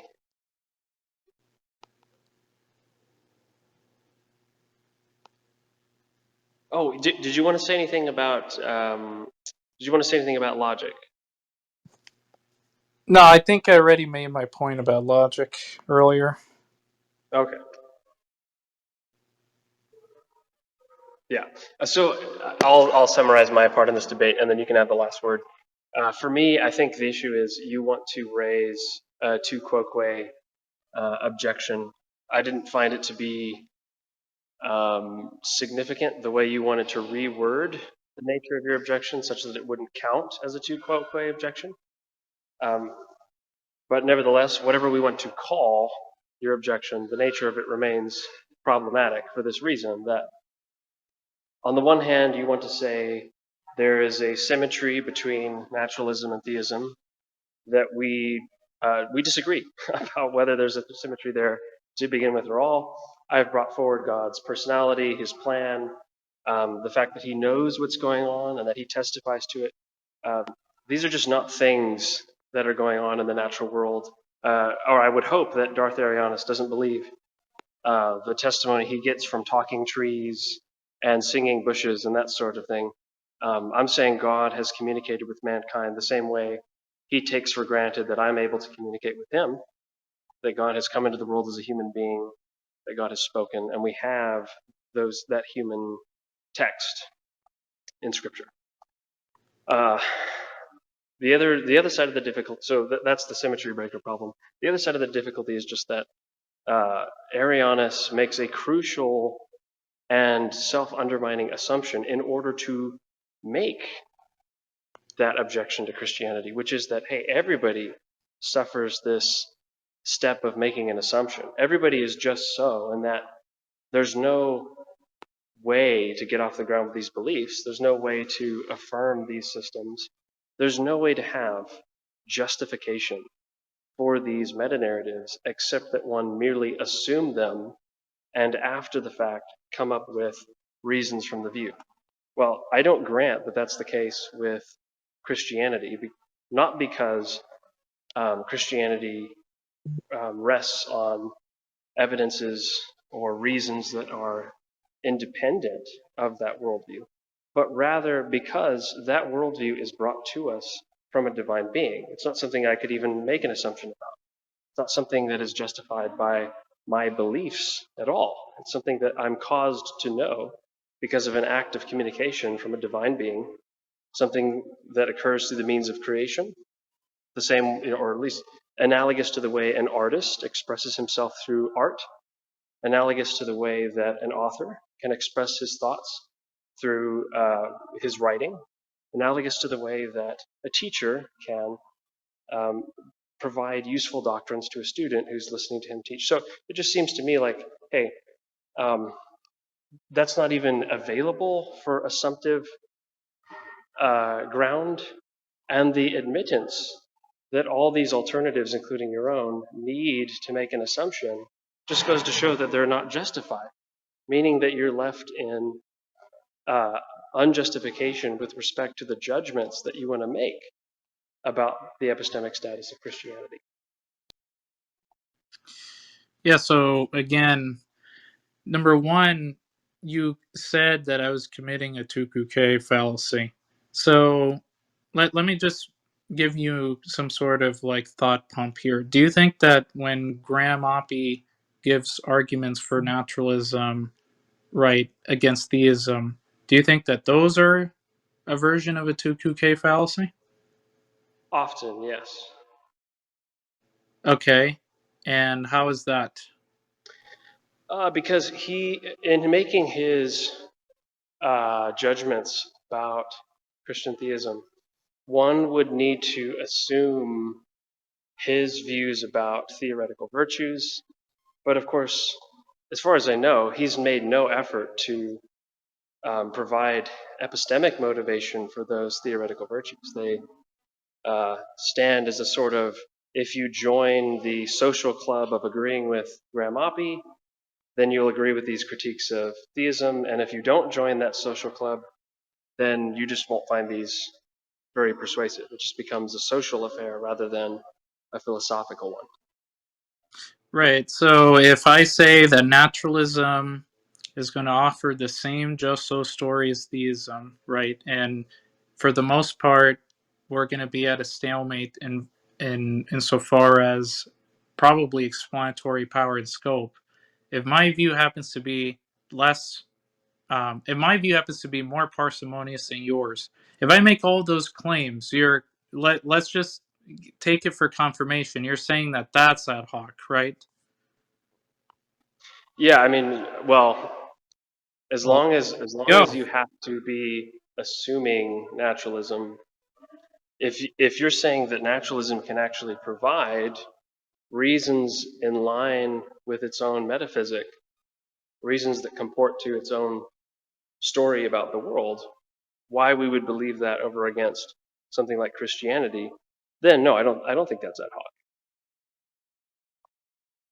right, okay. If you don't think that that portion is ad hoc, then what's the symmetry breaker between that portion and the set of arguments I've provided?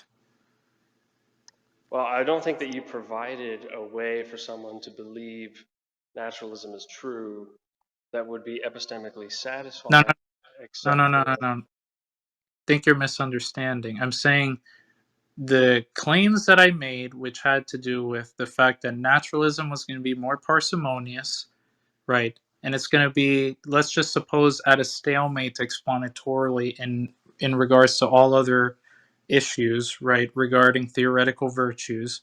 I'm saying that claim, what's the symmetry breaker between me saying that and what Graham Oppie is saying, right? Because you want to say that in Graham Oppie's case, it is Tukuke, right? And then in this case, you want to say it's also the case, but I'm saying, well, how is it going to be both if presumably you think that those things wouldn't be sufficient? The last part there wasn't going to be sufficient for those things being ad hoc. And there's also some, it also seems like your account there of ad hoc was a bit strange. I don't think you elucidated it exactly as correctly defined, but the point is that what you're committed into saying is that anytime someone gives an abductive argument against theism on similar grounds where they could posit less entities, right, but still explain everything equally as well, you're saying that all instances of that are going to be ad hoc, correct or no? no, I'm saying what will make the argument ad hoc is if the theoretical virtues, in this case, some idea of parsimony, is going to be something unique to naturalism, but unjustified on naturalism. And so I must assume the naturalist account in order to think that this given criteria, parsimony, is something that supports it, rather than thinking, well, why would I assume naturalism in order to make sense of this parsimoniousness when I could just assume, I could assume bibbidi bobbidi booism, and on that view, extravagance is the virtue to be followed, not parsimony, right? Uh, Because we don't want didn't Can you rehash that last point? That I mean, that what was it was malformed. let me summarize, right? So the relevant crux of what I think makes something ad hoc here is if the relevant support that an argument has depends on me assuming it without justification, and then includes extra elements, extra premises or criteria that are appealed to, whatever, evidences, which then grant no auxiliary support, no support whatsoever beyond the assumption that was made at the start, right? That's what I think makes something ad hoc. The problem with Graham Oppie's arguments is that you just have to assume his idea about theoretical virtues. For example, you have to assume that the way he's even counting theoretical entities is the right way to even slice up reality in the first place. I mean, maybe naturalism is just really extravagant, and it's because you're using a naturalist conception of parsimony that predisposes you to miscalculate how many entities you've got or how many categories of things, or whatever, right? You don't want to have arguments that reduce back to assuming your view. That's the problem. Well, okay, and I mean, I don't think that was like a satisfactory account as to how you would even legitimize your objection that it is ad hoc. But even supposing that it is a problem, right? If you think that the same assumptions are going to be made under theism, and it seems like theism doesn't offer the theism doesn't offer any auxiliary accounts as to how we would attain knowledge, doesn't offer any sort of independent corroboration. Would you admit that theism is also going to be ad hoc as well? No, remember, it's not the auxiliary nature of the reasons. It's whether they are undermined because their ability to support the theory is contingent on an assumption of the theory itself, right? So if I have to No, I assume understand that. Christianity, Understand, but how isn't it contingent upon the assumption that God is the precondition for intelligibility that you would explain intelligibility, for example? That's what I'm asking you. I'm a little confused by that question. You're asking me, why does Yeah. someone need to assume No, no, no, Christianity? no, no. I'm not asking you that. I'm asking you, what I'm asking you very succinctly is, look, the claim is that intelligibility is only going to be possible under the Christian worldview, right? Because there is this referent of God, and God provides for all possibility and impossibility, and one of those things that are possible is intelligibility, which is also actual. So again, what I'm asking you is how is that claim, right, that intelligibility is only possible under the Christian worldview, how exactly is that just not going to be contingent upon the assumption that God is the precondition for intelligibility? Because of what an assumption is, right? So one would need to believe without reason. But the reason one has to believe that is because one is a recipient of Christian revelation. Right, but but to say that one is a recipient of Christian revelation is to make already a claim that the theory wants to purport already, right? In which that claim is going to be derivative upon this assumption. Again, you say that's not an assumption, but it's always going to boil down to at least a few assumptions that the Christian God is necessary for intelligibility. So Yeah, I think let me just that's ask our you it like disagreement. this. Let me just ask you this, right? So take the claim God is the necessary precondition for intelligibility, right? You want to say that's not an assumption, correct? Yeah, that's right. Okay. So how is the Christian God necessary for intelligibility? I don't, well, if you're asking how, then I would give some story about how, look, I have certain, here's an example, right? I have certain faculties, like my senses.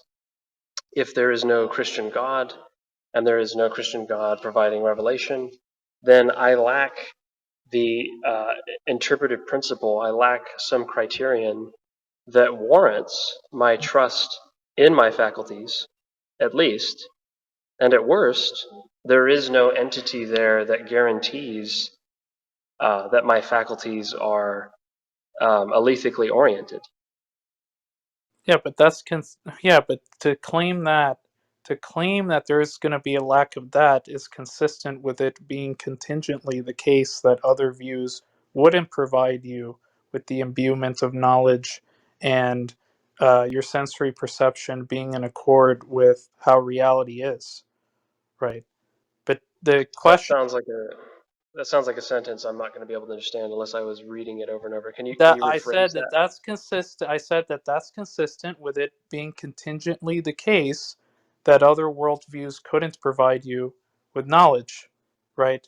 So what you've offered isn't some sort of reason as to why I should believe that the Christian God is necessary for intelligibility, right? Because your claim is consistent with it being contingently true that Christianity does give you epistemic privilege to those things, and namely in regards to intelligibility as well. It doesn't establish the necessity of it. Why would it establish the necessity of the Christian God? I'm a little confused, right? So it seems to me that in order for it not to establish the epistemic necessity of God, you would have to have some substitute justification or warrant for the trust of your senses. That's why throughout this conversation, the last one, right, I kept to use your recent comment that you made a few moments ago, right? You said, well, everything's going to boil down to a couple assumptions. Well, I think that's exactly the difference between atheistic and at least a panoply of religious systems of epistemology. I think that is a philosophically suicidal notion that everything comes down to just assumptions. That's just to say that you make a leap of faith in order to reach the claims you're making about the world and epistemology. And then at the end of the day, the problem, just as is shown in the Munchausen trilemma, right? It just reduces back to, well, I just say this is the case. I just blindly leap in the direction of this claim. With, in contrast, what I'm saying is, hey, no leap is necessary. It's not possible because that's to assume that God hasn't revealed himself in the first place, when in fact, it is on the basis of his self-disclosure that we're reasoning.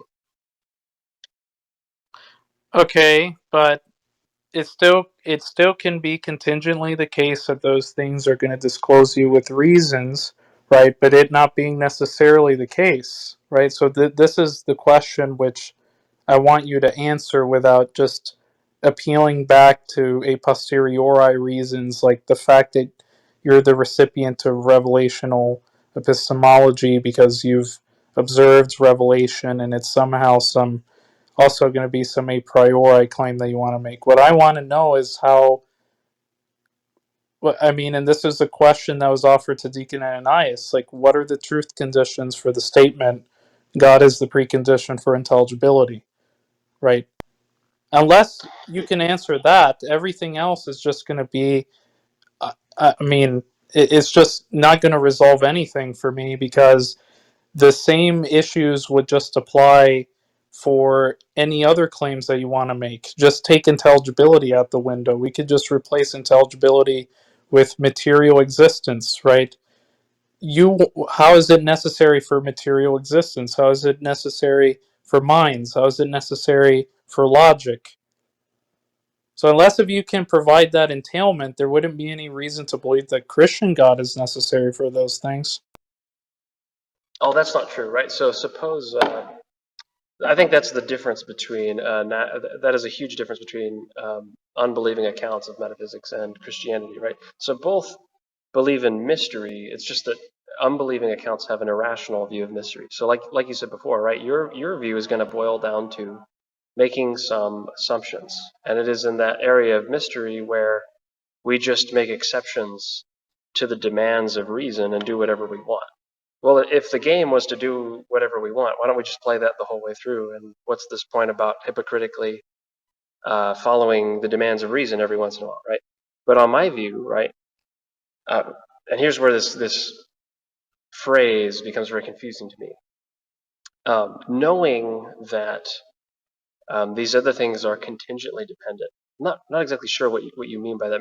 When you said before, for example, that this reasoning, how metaphysically God does things that make possible human knowledge, or my reasoning, or whatever. You said to that, it sounded like, hey, that doesn't make this epistemically necessary. In other words, the fact that God has to do these things and so exist in the act of doing these things doesn't mean that it's impossible for something else to be able to do it. Is that the claim that's being made? Well, not exactly, right? That look, forget about the claims that I want to make, right? The claim that it's a very simple point. The point is, what would make the statement true that God is the precondition for intelligibility? It's a very straightforward question, which I think if we had legitimate reasons to believe in Christianity, you might offer. But the set of reasons that you've offered is perfectly compatible with it being the case that Christianity is contingently the case, not necessarily the case.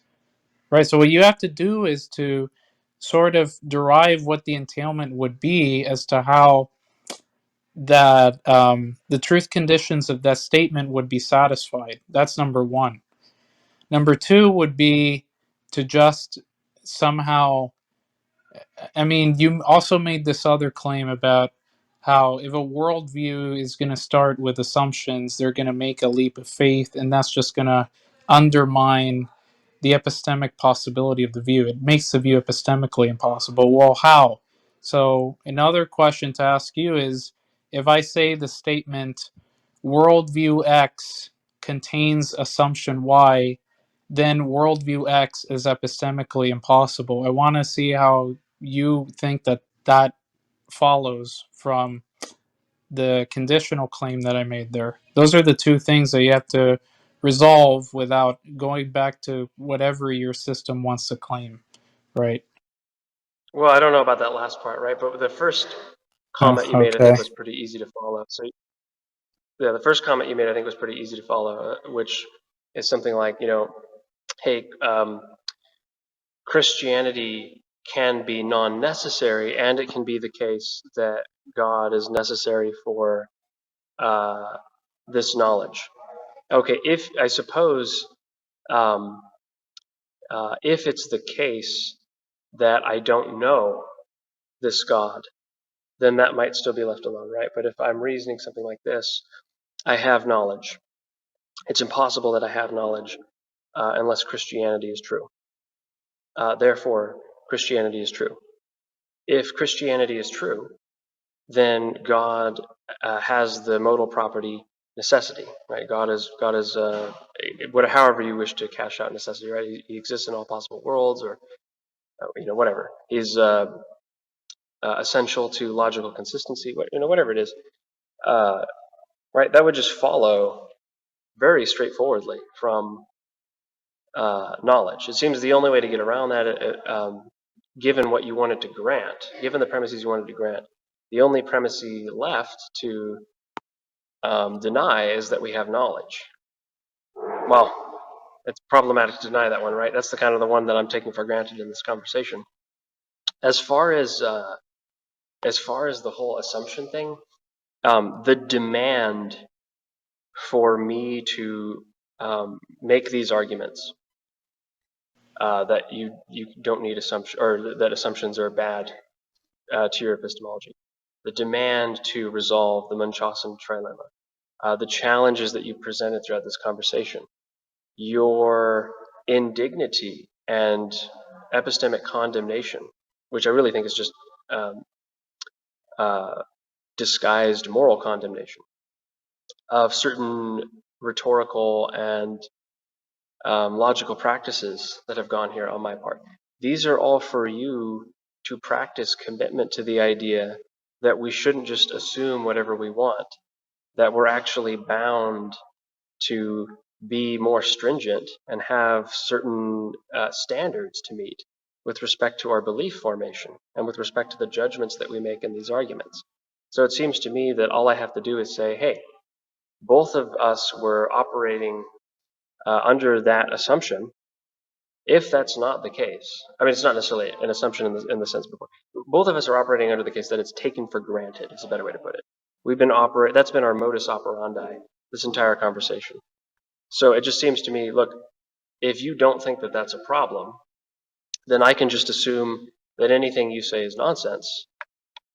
There was no reason to have a debate in the first place, right? But there's sort of, I think of Greg Bonser, right? By showing up to the debate at all, you conceded that just making assumptions nilly-willy, that blind leaps in the dark and wishful thinking and all those sorts of things are philosophical faux pas. They're not to be done. They don't constitute being rational. Yeah, so again, there's two failures on your part there. Number one, to say that God has the modal property of necessity isn't to explain why he has that property to begin with. So if I make the claim that God is the necessary precondition for intelligibility, and I ask you, for example, what the truth conditions for that statement would be, you can't just repeat the content of the statement itself, right? As being the truth conditions. That's the first part, which I don't think you explain why he happens to have that modal property of being necessary for intelligibility. Number two, the issue is that I presented to you a conditional statement. The conditional statement was very clear. The conditional statement being, if worldview X, take worldview X as like any worldview out there, contains an assumption Y, then that worldview is epistemically impossible. What I wanted to ask you is why you think, because this is what you want to claim, right? If they start off with a foundation from which rests upon an assumption, the worldview is epistemically impossible, right? So what you need to do is to provide what infers, right? What entails from that, from X has this starting point, which is an assumption, to it being epistemically impossible altogether. Because that just seems like it's just not entailed at all, but maybe you have such an entailment. Yeah, I just think that's reminiscent of the way you interact with the Christian meta-epistemological stories that I brought forth. It's just not really an interaction with what I said. So, I mean, I Well, it didn't make that is. claim. I actually clarified what I was saying just a moment ago and explained why the very nature of this conversation rests on thinking that assumptions are bad with respect to your justificatory views in epistemology. With respect to the necessity of God, I just think you're misunderstanding what I'm saying. In no way did I say God is necessary, therefore he's epistemically necessary. Rather, two different questions, which I think you confused, were asked. One question was, and this is how you asked it: how is God a necessary precondition of intelligibility? Okay, that's a metaphysical question. It's not an epistemological question. You're asking, who is God like, and what is He doing that makes it? And I gave the example of faculties. Like, Well, what is He not doing that exactly. allows for something like cognition or It's knowledge or uh, something like that? uh, Okay, then I gave a metaphysical story about, hey, God designed these faculties to be alethically oriented. He designed them to have this epistemic property of reliability, and he's furthermore, I could go on to say he's delivered something in the way of explicit statements on human wisdom. In other words, how humans can best and most efficiently and morally use their faculties. Then there was a separate question. Well, that doesn't make God necessary. Christianity could be contingently true. Notice the difference there. One question is, how is God a necessary precondition of intelligibility? The distinct question is, how is God necessary simplicatur? Okay, I took it to be an epistemic question. How do we know that God is necessary? And I gave an argument. Well, one way we can know that God is epistemically necessary, or excuse me, that God is necessary is just by arguing from the epistemic necessity of Christianity. That was a fair argument. Now you're asking the question, metaphysically, what is it about God that explains why he's necessary? Well, there's a lot of different stories that you could give about that. I think one way I think it might be helpful to explain it. I don't expect you to interact with it, but one way that would be helpful for someone who's interested is to think of it this way. Imagine that God is creating history. Imagine that he's the creator of time. Okay, whether you hold to some kind of A or B theory or you think the distinction is false, it is intuitive that God will be existent at all moments in time, that he'll be present at all moments in time, because he will just be the one who's there sustaining the existence of all these moments. That's similar to modality here. We have this idea of things that are compossible, that don't form mutually exclusive propositions, but are propositions that can be held together in some important way. Okay, so we've got propositions. And just to be clear, we don't need some kind of very robust metaphysics of propositions. You can think it's thoughts, you could think it's utterances, whatever you think truth bearers are, or even if you don't want to talk about it that way, cash out logic however you will, cash out modality however you will. But it's going to involve something analogous to propositions. And so I'm just using that way of speaking for now. But when God creates propositionality, it just intuitively follows, just as in the time example, that he's going to be present for all propositions. That those propositions, each one of them and all of them together, depend on him for them to be what they are and for them to hold together in harmony, the logical harmony that they're supposed to have. So it just seems to me like that's a good analogy, this analogy between time and modality. Okay, and the look, to say one thing is that you were correct that it's a metaphysical question to ask why God has the modal property of being necessary for intelligibility, right? To just repeat and say that God happens to possess that sort of set of attributes is the thing in question. So I don't see how you could possibly explain it under your system without just repeating what has to be explained.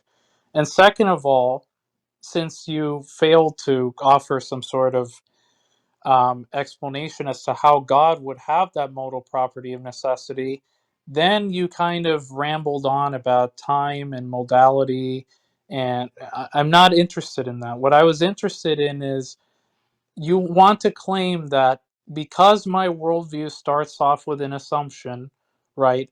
That's going to entail that it's impossible, epistemically speaking. I couldn't have knowledge under such a view, right? And you would admit to such, right? So what I'm asking you is, in that conditional statement, if worldview X has some starting point which is an assumption, then that worldview X is epistemically impossible. How are you going to derive the entailment that would be epistemically impossible, right? And you didn't provide that at all. In fact, what you did was go on some talk about modality, truth makers, the nature of God, how Christianity deals with these things. I'm not really that interested in that. What I'm interested in is those two things, because your entire view is going to rest upon these two fundamental claims. And if you can't respond to this, then why would I have any reason to believe your view is true? Yeah, so to respond quickly, yeah, again, I think it's being confused whether the question is God is necessary or God is the necessary precondition of intelligibility. Because to the latter question, my talk about how there's no substitute for God in terms of the design plan of my faculties is sufficient to answer that question. With respect to this demand for demonstration that assumptions are something to be avoided, look, that's just to employ the very criterion that you're saying I should demonstrate. You're saying, I don't want you to just assume this. I want you to prove this to me. Great. So you're performatively demonstrating that that's something that needs to take place. I agree. But if this conversation is going to be you saying, you have to prove to me that I exist before we can move on in the conversation, I'm happy to leave the conversation there. I don't think that's fruitful.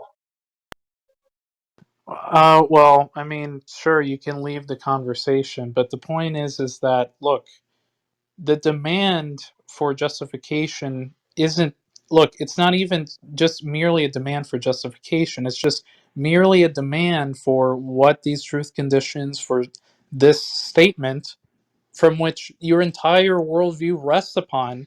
God is the necessary precondition for logic, intelligibility, reasoning, mathematics, science, etc., all these categories, that you haven't provided any sort of truth conditions for that claim, right? So that claim could just be reasonably rescinded by me. And then the second part is to say that my atheistic worldview starts with an assumption. My point is that, I mean, I gave you all the time in the world for you to provide what would entail from that view. If it starts with an assumption, then it's going to end up being epistemically impossible. There's no such entailment, right? Right. So either it's the case that atheism is epistemically possible, right, and you wouldn't be able to derive such entailment at all, or maybe it is epistemically impossible. It's just that it's not because of Christian theism, right? It's probably because of some other reason that furnishes that entailment, right? So on both ends, it seems like you're at a lose-lose position. Number one, you couldn't establish the impossibility of atheism under any modality in this discussion. And that's an important key feature of the presuppositional apologetic, is to make that claim. And number two, even if you did, there's just no possible set of entailments that you could derive from atheism, that the reason why it's impossible is because of Christian theism, right? And then I think that this would just end this debate right here, right now. Yeah, I guess for my part, I don't think the demand for demonstration that assumptions are problematic is anything other than to practice the practice commitment to the principle that assumptions are problematic and applying it to another person. And in fact, toward expanding that a little bit, if you're saying you start with assumptions, then that would just be to say that your later claim has nothing but assumptions justificatorily when you say what does or does not follow. There is no way to move from I just nilly-willy make a blind leap of faith to then magically get to knowledge claims about what entails what. Those are just assumptions Yeah, too. well, I can just assume that you're false. I can just assume that that's they're not wrong. entailed. And it just becomes, that's an assumption That's too, right? not. So No, it's you not. never, It look. The fact is that you made a claim that it starts with an assumption, and if it starts with an assumption, then the later claims are also going to be assumptions. I'm asking you how that follows. You don't seem interested in providing no, that you reason, made the claim right? that it And does that. so I have no reason to believe in what you're saying. Thank you very much. The second point, that I just want to say is that, look, the whole debate was regarding epistemology, how we account for knowledge, the modal claims in which would furnish as such, how we come to know, how it's epistemically necessary that either naturalism or theism is true. Look, if you're not satisfied over the reasons that I've given, right? Like, it's not of my interest to you as to how you would be convinced of the position. I could care less. What I was more interested in is getting at the bottom of your claim that Christianity was necessary for preconditions of intelligibility, logic, reason, etc., and you never provided the truth conditions for the statement that God was necessary for those things. And if you didn't provide such truth conditions, then, I mean, I'm just going to leave off with the impression that it's actually not the case that God is the precondition for those things.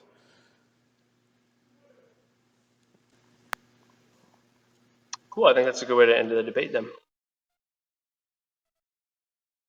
All right, thanks, guys. If anyone from the audience wants to come up and ask some questions, just raise your hand. Thanks, both you guys. That was long. Sorry, I tried to stick around for extra since I got interrupted like 5 times. Apologies for that too. No. Much appreciated for carving out the time to make this happen. Yeah, all right. Anyone got some questions? Feel free to raise your hand. We got Ozzy in the audience.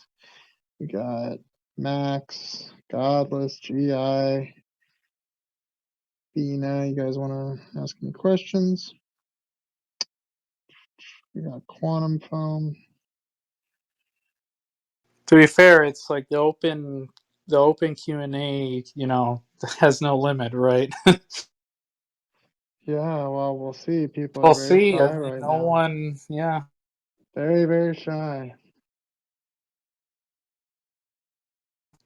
To be fair, it was a lengthy discussion and it got very technical at times, so Yeah, well, between these two talks, you guys have a good, what is this, three plus hours of dialogue here? yeah, you can come up to Yeah, I ask, appreciate it. Matt. All you need to do is raise your hand.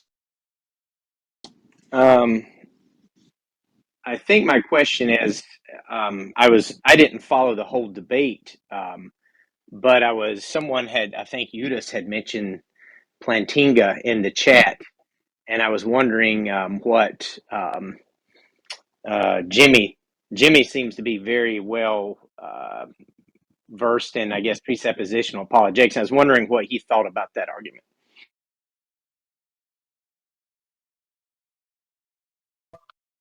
Think about planting her. Yeah, because to me, one of the biggest thorns in the side of atheism is that they can't justify, obviously, their own cognitive faculties to being reliable to understand what truth is.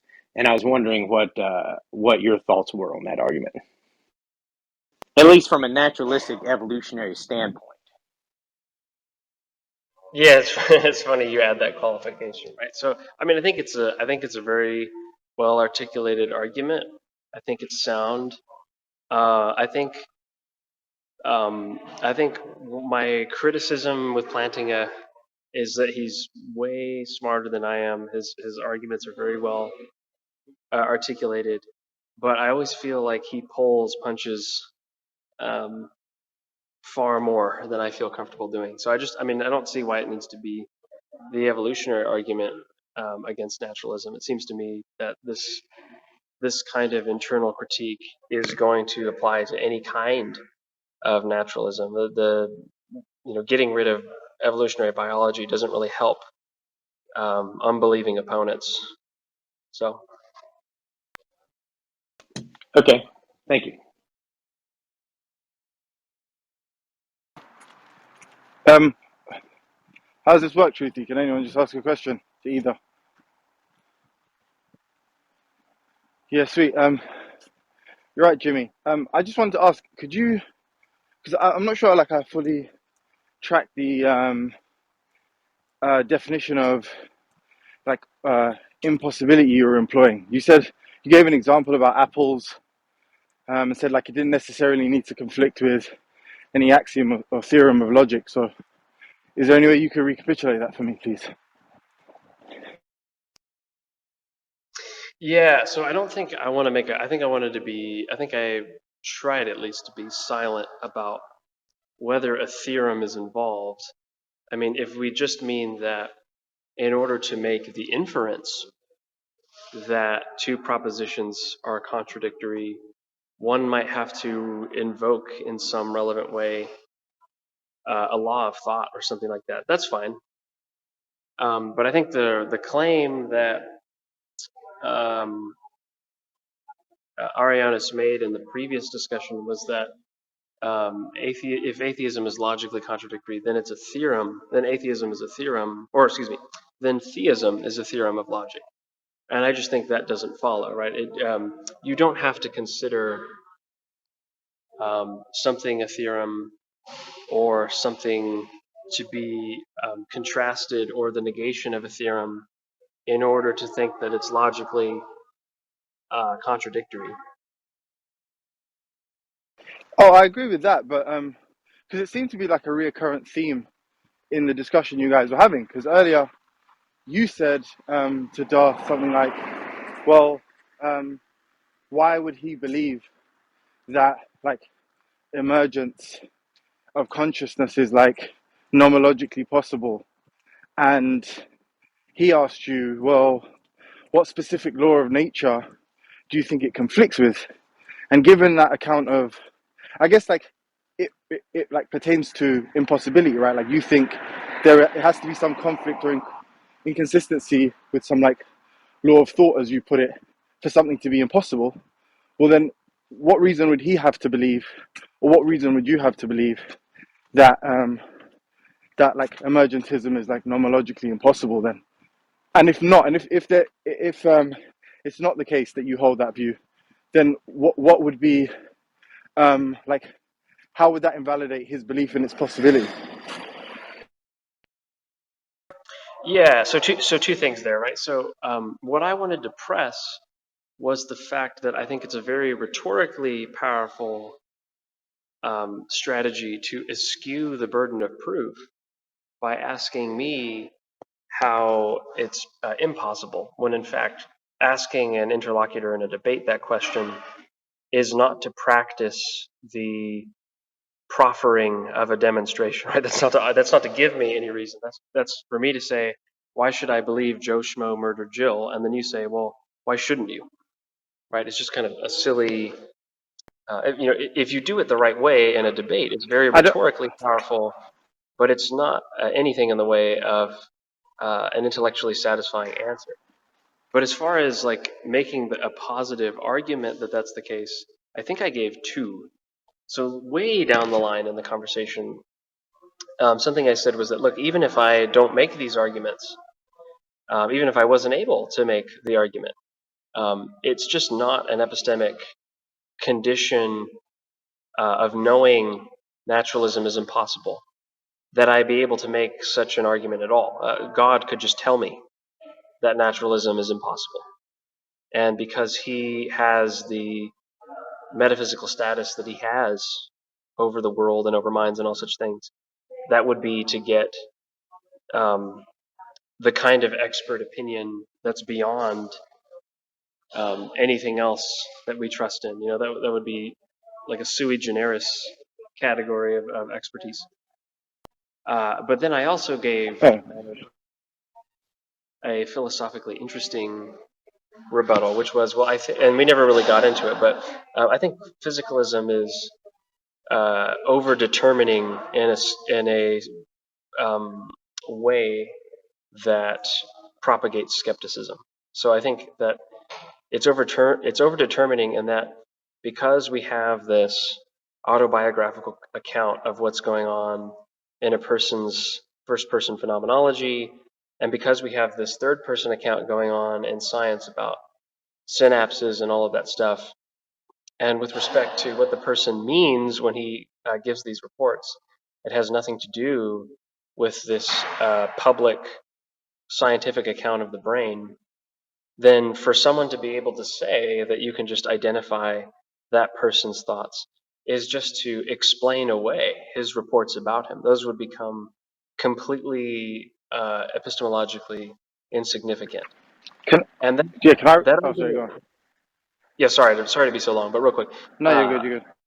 that argument I think reaches a really powerful point where you have to say, hey, look, epistemologically, we never would be, and we cannot be in a position to discover things about the brain in its correlation with mental states unless we already seriously take advantage of those autobiographical reports of phenomenology, which themselves rely on distinct content from what is described in a third party public situation of neuroscience or something like that. Um, can I just deal with the first 2 points? So the third point kind of escaped me, and I'm like, yeah, I'm kind of like my energy's like depleted right now, so maybe I'm not going to be that good at tracking. But if you want to recap it, I'll be interested to hear that again. But on the first 2 points, I think I agree with you on both of them. Although I would just say, if I was to comment on both, I would say, well, the first one isn't really the claim that, I think you said like Joe Schmo was the murderer or something like that. Well, it isn't the claim that, it's the claim that's under investigation is whether it's possible that Joe Schmo was the murderer. And without any, like, in the absence of defeaters, I guess, or any, like, in the absence of any evidence that, like, predictably proves one way or another, I mean, presumably, I think that's going to be, like, that's going to form some kind of, I don't know, this is a bit of a, like, like a hotly or a controversial term, but like that's going to provide some kind of justification on most people's view of like possibility. And then the second claim, I agree with that too. I agree, like essentially that's just reducible to like some kind of epistemic impossibility, like in virtue of the fact that God, like God's injunction or revelation or something, is contained within the set of knowledge I possess. It's like it will become like inconsistent with this other element. The other element being that it's not nomological. Oh no, he got a call. The only problem I would find with that is that in itself seems like, if you were to distill it, it sort of reduces to yeah, well, I just think it's impossible because God said it, which is problematic in itself, because that is kind of what's under examination, you know, whether or not that is the case. So I think like some people might construe that as like question begging and stuff. But and the third point, sorry, I wasn't fully tracking. If you're interested, or maybe I should yield the mic if anybody else has a question. Yeah, so maybe I can. So I missed some. So both of us got interrupted there. So let me see if I can retract some of what you're saying. And you let me know if I'm misrepresenting you. To the first point, I think there is a common but distinctive of contemporary atheistic thought about modality, that we have access to it in an open way. What the heck do I mean by that? I just mean that it seems like you are apt to point out that Arianus is working from pre-commitment to the following principle: X is possible, or excuse me, I'm warranted to believe X is possible until I have defeaters for X, or something in that neighborhood, right? Maybe you don't like the way I'm wording that, but and I just reject that principle, right? I don't think that something's possible just because you can't imagine how it's false. I think it's a terrible. I think that's so open-minded that your brain's going to fall out of your skull, you know. So, and of course he'll disagree. Wait, can you just clarify, what about in principle though? So what about if in principle there were no defeaters for X? Would X be possible then? If there were no impediments for X obtaining, is X possible? Yeah. If there are in fact no, if there's nothing that keeps something from, in other words, well, do I want to put it that way? Yeah, so if you don't have any epistemic access to it, I don't see why that wouldn't increase your credence in believing that there were, in principle, no defeaters for X. And if the claim Well, is being made, if a claim is being made in opposition, like wouldn't you assume that what would essentially settle this disagreement would be providing the defeater? Wouldn't that seem yeah. reasonable to you? Well, so two things. So I think it is reasonable for the sake of discussion to provide a defeater, but nevertheless, I just wanted to point out, I don't think we're in agreement there. I think that principle reduces to ignorantium. I think the person is basically saying, because I don't know something, this follows. And they're saying, because I don't know of a defeater, therefore this must be logically possible. But that's one of the oldest fallacies in the book, right? I can't just say, it's like someone who says, I know it's possible that squares could be the color red. And the reason I know that is because I keep avoiding any kind of math textbook and any conversation about mathematical objects or anything like that, just so I can keep believing that it's possible, this ridiculous, that would have to be fine and dandy. That would have to be a legitimate epistemic performance if this principle is true. But I think that goes to But show, like, hey, your ignorance in no way increases or lowers the domain well, of. can I ask you a question that maybe would help clarify things? What's going to be the symmetry breaker then between X being possible and X being the case? So it is the case that X, and it is possible that X. Yeah, What's going to be the distinction between them two? that's a great question. So I think another way to, so tell me if this is right, but I think what you're asking there is like, well, then how do you know what's possible? Like what criteria are we using to determine what we can know is possible then? Is that fair? Yeah, like on your view, I just would like to know the distinction. I'm not sure if I like. I'm not sure if I want to like commit it to an epistemic domain. I'm just interested to know like. Yeah, I mean, yeah, answer it in the way in which I think that's like a good approximation. Yeah, so I'll give you a couple answers, right? So relative to the debate, I'm happy to work under the assumption of whatever criteria my opponent wants to put forward. So, for example, if my opponent thinks that something is possible insofar as he's unaware of defeaters, I think there are just problems I could pose for that, and I don't need to,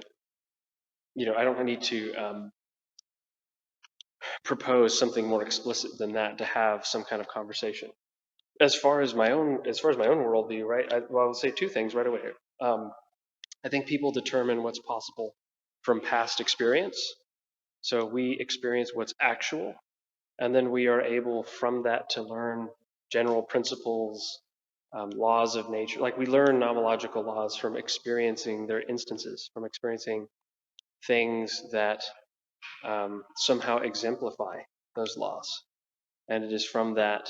I'm not saying that's the only thing going on there psychologically, right? But I'm just giving you a rough overview of, hey, people have experiences of the laws of nature, in particular things that they experience on the horizon of their first-person phenomenology, and from that they can acquire knowledge that, hey, it's possible for water to rise this tall because I have some kind of familiarity with space, and even if I don't have any kind of sophisticated model building ability, I have some familiarity with the physics of our world, and I can imagine it in this clear way, right? So I've got all these positive elements that go back to my experience of the world.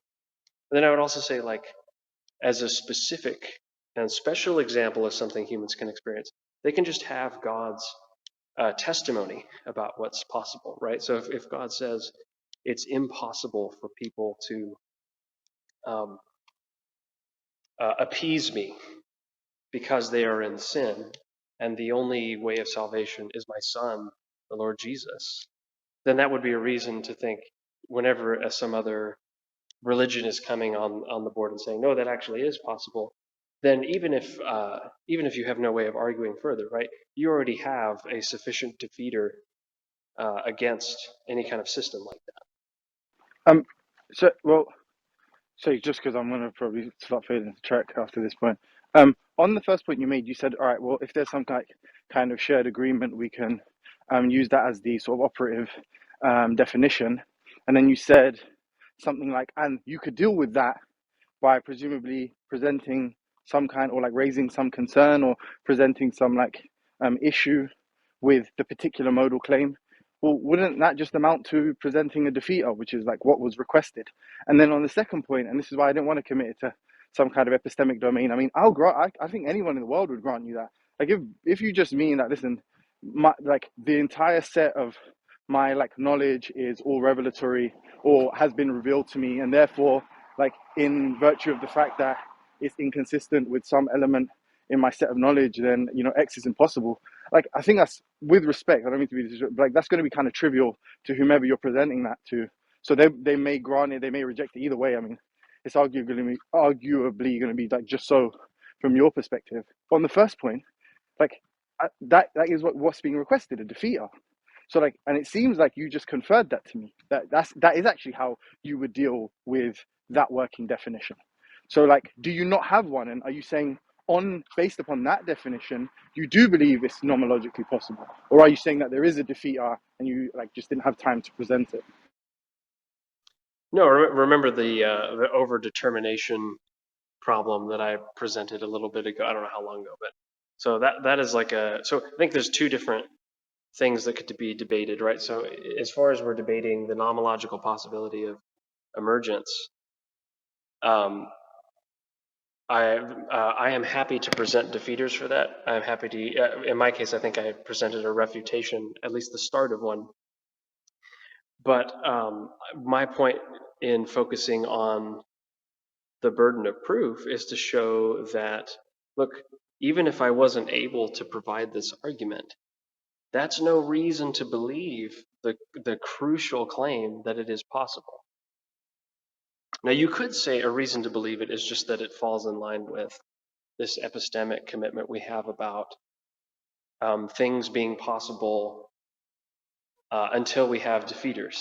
But I'm just not going to grant that, right? I'm just going to say, well, I don't believe that anything is possible until we have defeaters. And so, in order for this further belief that emergence is nomologically possible, in order for that to be supported by this prior epistemic criterion of modality, we're going to have to go back and then investigate the support for that claim about Like, what is that like, modality.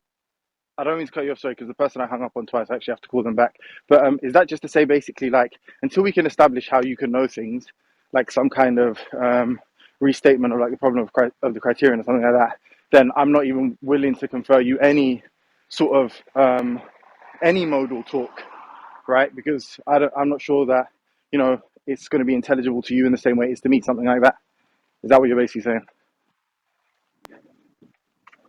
I don't know that I would put it that way, right? So basically, toward what you're saying, I would summarize my goals as follows. One, I think in particular because, right, like with respect, I'm not trying to put Darth Arianus down, but I think his entire debate strategy is just to eschew his burden of proof. So I just wanted a response that keeps track of the fact that he's making a claim and there's no reason to believe it. And then once I have established, I'm happy to move on from that, right? So that now I've made that clear. Now I can also show that, even if we didn't pay attention to the fact that he hasn't fulfilled the burden of proof, it's also the case that we can see that there's refutations of naturalist accounts of the mind, like emergence. And here's one of them, right? It's this overdetermination problem. So it's a matter of trying to keep those two But goals in sorry, play. but Jimmy, just to be clear though, like, if the objection is gnomic in nature, then, like, do you not feel obliged, given that you're using that as the working definition, to provide a defeater in the form of this is inconsistent with X law of nature? Like, because it's not just to say that it's possible in some broad sense, it's to say that it's nomologically possible. And to say it's nomologically possible, as far as I'm aware, is to say that it doesn't conflict or is not inconsistent with the set of like observed laws of nature. So if you're saying, actually, no, I just reject that, and we agree that the definition is that I'm obliged to provide some defeater, then the defeater should be, or it would follow from that the defeater would be, this law of nature is what precludes, like, this emergent phenomenon, right? That seems to make sense, right? No, I think it depends on how you construe. Like maybe you're working under. It sounds like maybe you're working under an externalist idea of like how ideas are propounded in a conversation. But I guess like for my part, I just think there's always going to be two sides to a claim. One side of the claim is the claimant needs to support it, and the other side of the claim is if a person, whatever the person's response is, they need to support that, whether it be But reservation of belief, whether it be outright denial. And I'm aren't just we saying, hey, downhill from that, Jimmy? Like, you agreed that you could also provide defeaters for that as a working definition, right? You said if that's listen, you said you're happy to. I think you said I'm happy to grant him that definition, like agree upon that definition, and I would still provide the absence. I don't see how, um, like, I don't see how basically an overdetermined a critique of overdetermination is going to render it impossible. And given that you're conceding or you're acquiescing to the terms of that particular definition, that is to say, you like to render it impossible, you need to provide a defeater or something. Like, and we agree that if that were the case, that you need to provide it in the form of a law. I guess my final question, then, apologies for taking up your time, and I appreciate you offering it. Like, do you have a law that would make this emergent phenomena impossible to obtain? Like, is there a law you can point to? I think that's to misunderstand.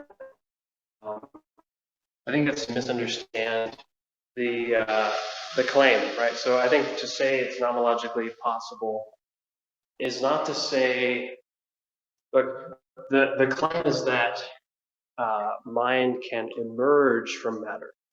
So it's to say that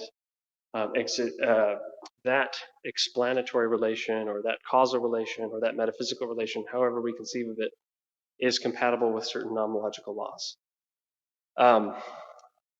Imagine, to give you an analogy, imagine that I said, it's compatible with mathematical laws that red is not blue, right? Well, I don't think that's true, not because there's some kind of like contradiction of a specific mathematical law, but because mathematical laws don't by themselves have domain over that kind of thing. They can not only does inconsistency not follow from that law about redness, but neither does consistency either.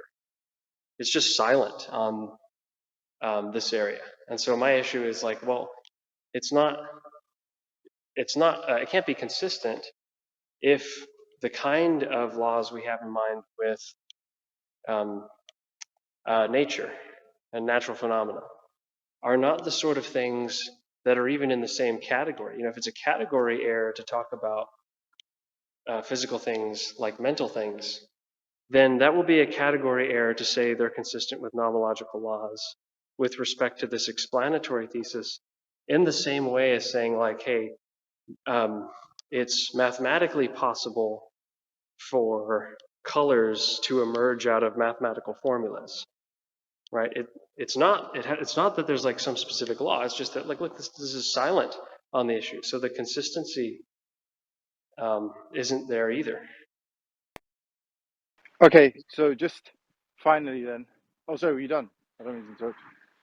Oh, I was just gonna say, does that make any sense? Like, maybe you disagree, but maybe, can you see where I'm coming from? Well, well, yeah, I mean, I understood it wasn't unintelligible by any. Well, actually, I'm not sure if I possess, intelligibility, so I'm an atheist after all. But no, like, well, what modal category then do you think the silence would fall into? Or by category error, do you just mean no modal claim can be made concerning it? At best, yeah. Okay, yeah, I guess I disagree then. I think it probably would fall into like it being possible, on my view.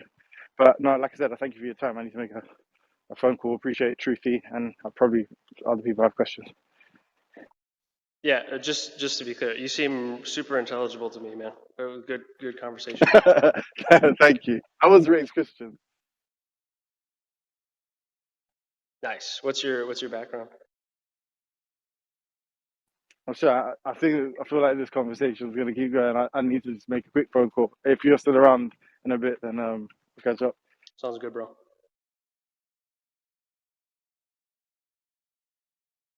Okay, anybody else got questions? Go right ahead. Yeah, I hope that I'm not interrupting. I'll just be brief. Is there a recording of the debate? Was there a debate? Or Yeah, no? it was earlier, so when this room ends, you can watch the replay. Cool, thank you.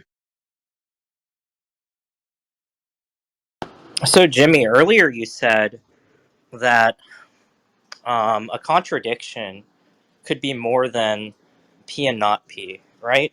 And then, sort of, Darth was pretty confused by that. Did you mean to say that someone could just equivocate on the word and then derail the discussion? Which, in that case, like, that just sounds like you're not really going to have a debate in the first place, right? It just seems to negate the whole experience of the debate or the purpose of the debate. Or two, are you saying that he hasn't demonstrated that it's impermissible to use, deductive inference rules and non-classical logics, so that, for instance, um, some sort of contradiction doesn't imply something which would be somewhat destructive in like providing a justification and using like deductive inference. Man, these types of questions are really hard because I don't know what you're referring to that I said. I'm pretty sure I didn't explicitly say contradiction can be more than a contradiction or something. I don't. What are you thinking of? Well, Can you be yeah, more? like we can probably look at this in the replay later, but I'm pretty sure you said something like that. Okay, another question is, what did you think that Darth thought like possibility meant? Did you say that he thought anything was possible insofar there isn't a defeater that's brought up? Is that what you said? In response to Himothy, I was saying that, yeah, I think he's working under an epistemic criterion about modality that we can treat theses or propositions or whatever as logically possible until a defeater is presented. And that would warrant the demand for a defeater of the claim that emergentism is nomologically possible or something like that. But if we get rid of that epistemic criterion about what we treat as possible or not, it doesn't seem fair to make the claim that something is possible and then demand a defeater, as opposed to, say, make the claim that it's possible and then provide some means of supporting that claim. Yeah, so I don't know what you mean by that, right? Because for me and for Darth, presumably, he just thinks that something being impossible means that like said proposition is not true in any possible world, right? So like a defeater can take the form of like deriving a contradiction, and in a contradiction, um, when you hold like P and not P in conjunction, it'll just be the case it's false in in all possible worlds. But what is it? Or well, not in conjunction when you're just looking at the sort of two sort of rows columns in a truth table. But I just don't. I don't know what you mean by that. Like you could have some sort of abductive inference or some sort of like empirical inference, and that's obviously not going to be related to possibility. Um, I'm sorry, could you clarify which, so the part you're not understanding is what I mean about supporting the claim that it's possible? I just don't know what you mean by like something is possible. Um, if and only if like you haven't provided a defeater, because like there are plenty of ways that you can provide a defeater and then still say that something's possible, right?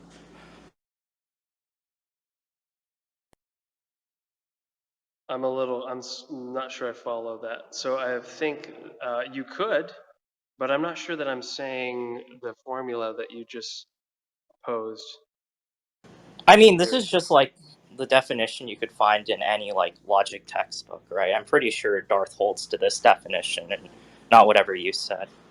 um Oh, I have another question. wait, Yeah, real like quick, just so I understand. So you're saying you think you're okay? Maybe I misunderstood you. So maybe you're saying that Darth believes that something is possible if and only if there is no defeater. no, I'm saying he doesn't think that, and it's pretty clear he doesn't think that. Okay, that's why I was confused. I don't know that he thinks that either. Yeah. Um okay, I have a different question then, because and this will be my last question. Um Earlier I think you were asking, do you go like the Dyer route where you just say that there are like four possibilities, and so like I just need to know what theory you hold so I can derive either a contradiction there or at least give you some defeaters for that theory. Um or do you like do something else to support premise one in your argument?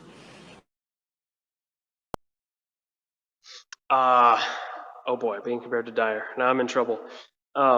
What argument do you have in mind I that I wasn't made here for like the in the beginning of commentary? the debate, but I'm guessing you went like that route because you were talking about like how there's some sort of contradiction if you hold to like physicalism. Oh, okay. So were you here, or did you hear the previous conversation? So I can maybe bring us back to track here. No, no. Okay. All right. So going back, the original conversation um, used Darth's conversation with Ananias as a foil, and as a result, we both were talking about the problem of the criterion. And um, I don't remember how it came up. I investigated as to what Darth's response was, and he made it vaguely explicit, and then later I think practiced, and then later on made it even more explicit that he takes the skeptic horn in that trilemma. And so but at the same time, he wanted to propose that insofar as Christianity would be something like an answer to the problem of the criterion, it won't do any better minimally than a naturalist alternative. And that's how a physicalist theory of mind came up, because I think he wanted to use that as a provisional example of how a naturalist could make sense of certain things just as well, if not better, than the Christian. And so my response to that in this conversation was to say there's two problems. One is that there's no reason to believe in something like emergence, given that theory. And more broadly, there's no reason native to naturalism to believe Wait, given naturalism. that you're a skeptic on the So problem of the criteria? that too, right? So I brought that up, but no, that's not the claim that I'm presently making. Okay. Yeah, no, I'm just saying there's no reason native to Yeah, naturalism. actually, My let's go into the problem of the criteria, and I I'm don't want next. to, I don't want to like go too crazy, but this should be like pretty easy to like, I guess, sort of answer. Like, what do you mean by like solving the problem of the criteria? The problem with the problem of the criteria is if you're like a Methodist or like a particularist or like a skeptic, um, the motivating sort of arguments for why you pick that position, they're not going to give any force to the other person who's just committed to, some other position, because you're probably like using some method, or you're probably being a particularist and just assuming something is true, or you're like a skeptic where you think that this like question is like meaningless or whatever, um, to actually derive some sort of argument for why you're in that position, right? So um, for me, like the problem of the criteria, it's not like everyone has some sort of answer which isn't internally consistent. Like you could just take whatever answer, that's fine. But like you can't bridge the gap between like all these different views, right? That okay. Let's use that last phrase as kind of a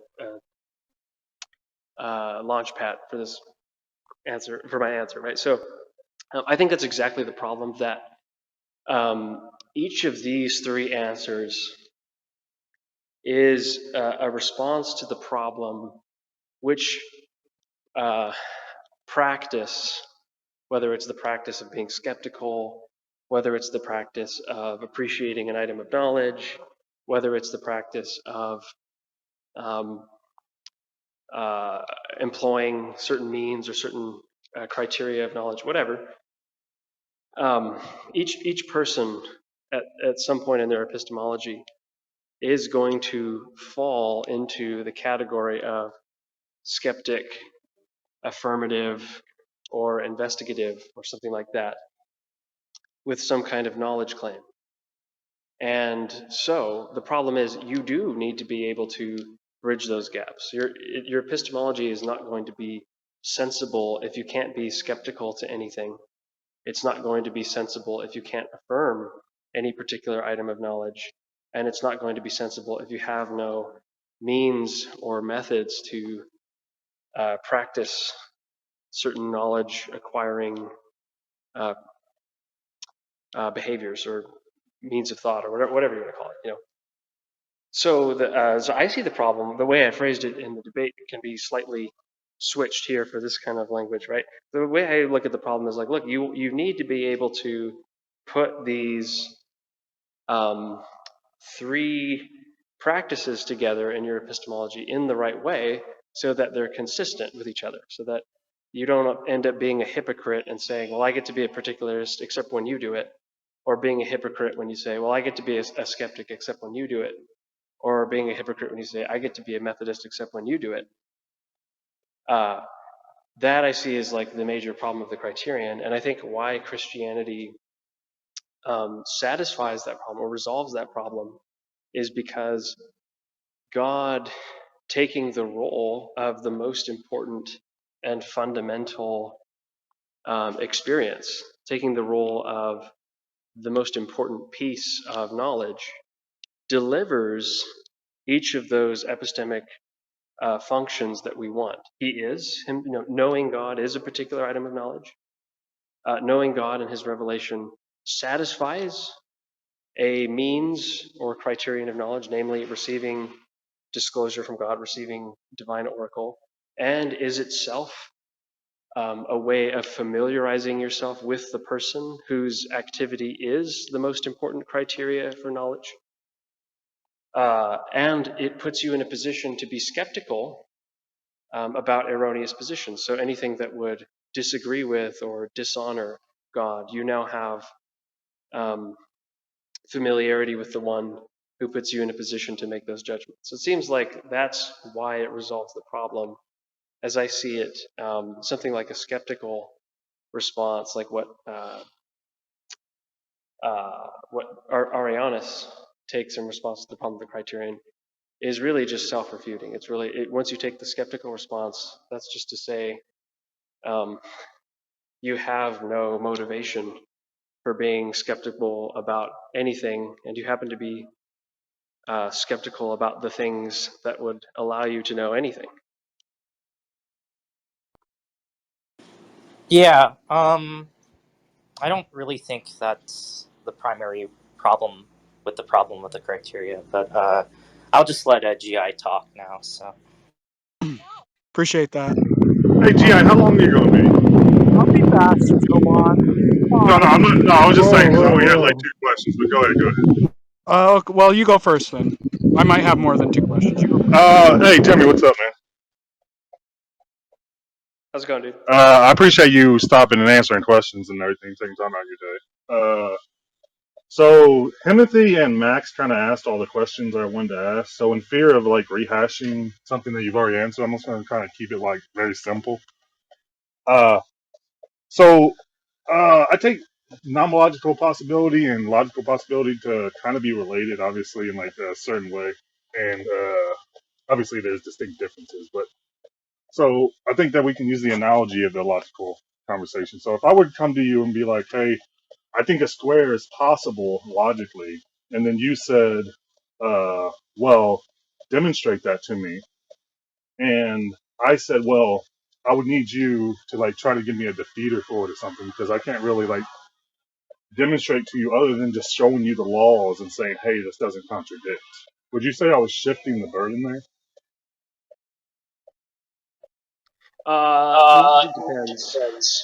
Ooh, that goes bad. Thanks, bro. Yeah, so I think it depends on whether you're asking like for criteria the person could agree to as to how you would show that. I think that's perfectly fine. But I mean, you have an account that's readily available. You might not think of it, so that's fair too. But you have an account of your knowledge of the possibility of a square readily available, right? You've had experiences that include the idea of a square. So you can just say something like, well, I use a square to reason about triangles, or we use squares in order to plan how the tiles and the flooring of a house are made. So you can just appeal to specific items of experience and show that squares are a very important piece of decisions and the judgments that we're making there. Oh, I'm muted. I'm so sorry. So the what did I just say? So you would say that I was begging the question because I didn't give the experiences associated with it to try to prove it instead of asking for like some sort of defeater. I wouldn't I straight wouldn't away. straight away. Ooh, sorry, bro. Do you mind me? Yeah, thank you. Sorry. Then, where was I? Oh, yeah. That I wouldn't straight away infer that you're just begging the question. Maybe you're just confused, or maybe another issue, right? Is that like, look, maybe we just have very different ideas about how one would reach beliefs about possibility, and so the discussion just goes there about, hey, how do you do this? Here's how I do this, and the other person says, well, okay, I do it this way. How do you do this? Right? So you've got to investigate where your differences lie to argue about them. And I think if you're asking that question, that's fair. But yes, if you're saying something stronger like I refuse, or if you're tacitly working off of this decision that you refuse to support the belief that squares are possible or something like that, and it's just on your opponent to raise a defeater, then you're going to have two problems. One is if you already agree that you shouldn't be taking certain beliefs that are controversial to a discussion by default in order to switch who's giving the defeater, then that's going to be problematic for the very reason that I could just say, well, I don't share the belief that squares are possible. What's the defeater for that? Well, so like since we're in the discussion and everything, I would think that like we could just move on and have you give me the feed. Like if I just said something along the lines of, "Look, I've never had experiences with Square, but I think they're possible because they're consistent with the laws of logic, and I haven't seen any inconsistencies." So could you like give me a defeat, or could you help me see that this is impossible by giving me a defeat, or by showing me some inconsistency? Would that be shifting the burden?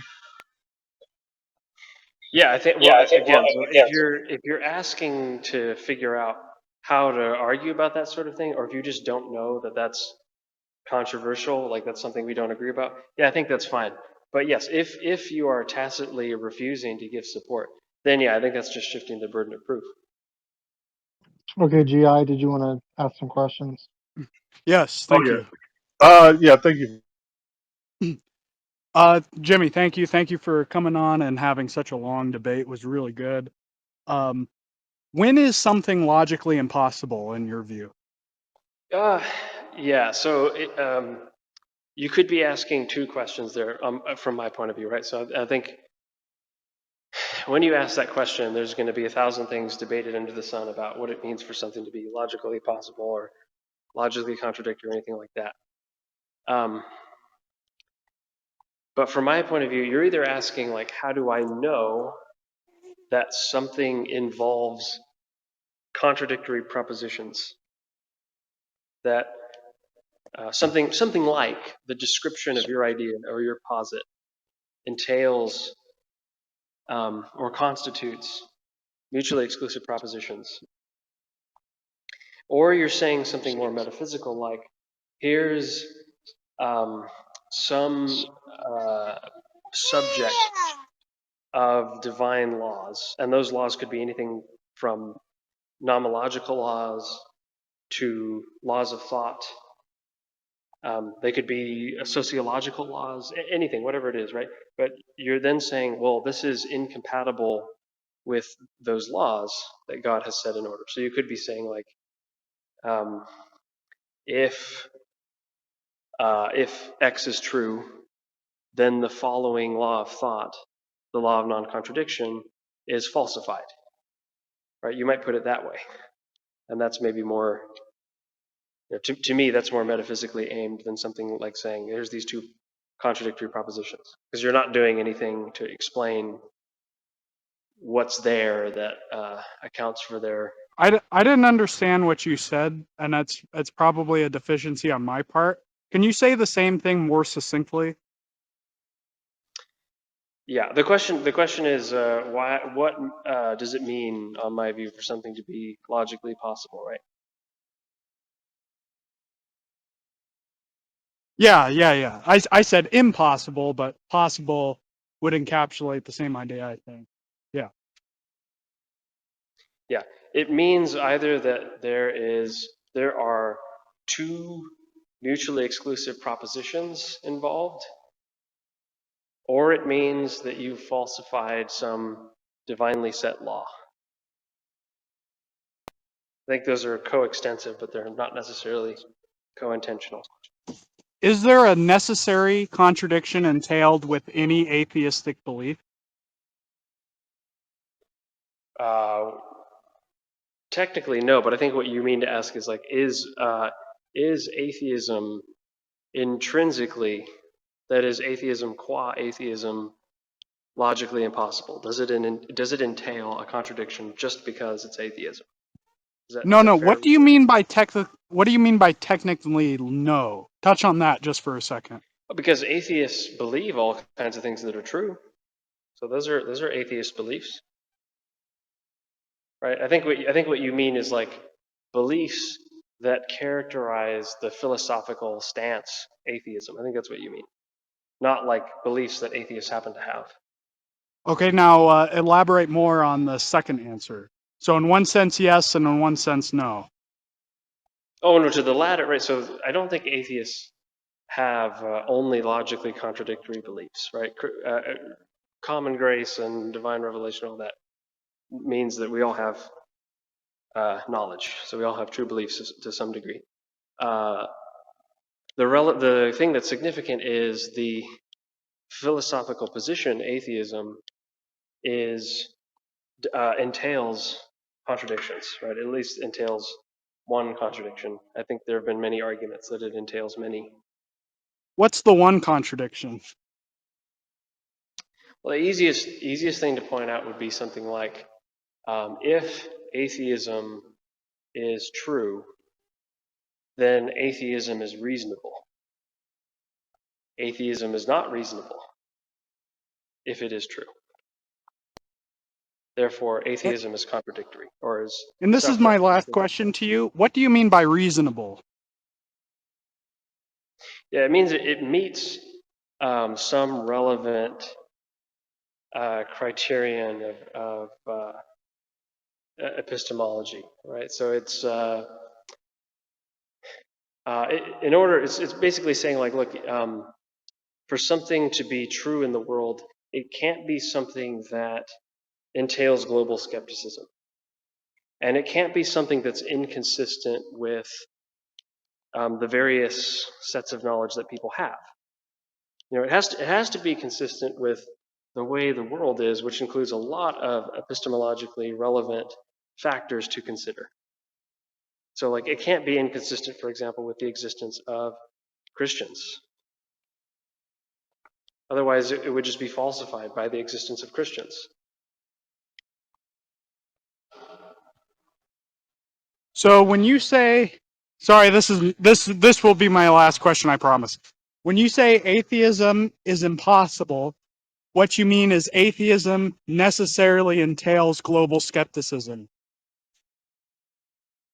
I don't think that's what that means, but I think that is a way to infer that it's impossible, or that it involves a logical contradiction. I appreciate it, brother. Thank you. Great discussion. Really appreciate your time. Yeah, man. I mean, I don't understand sort of the modal language being used. Like,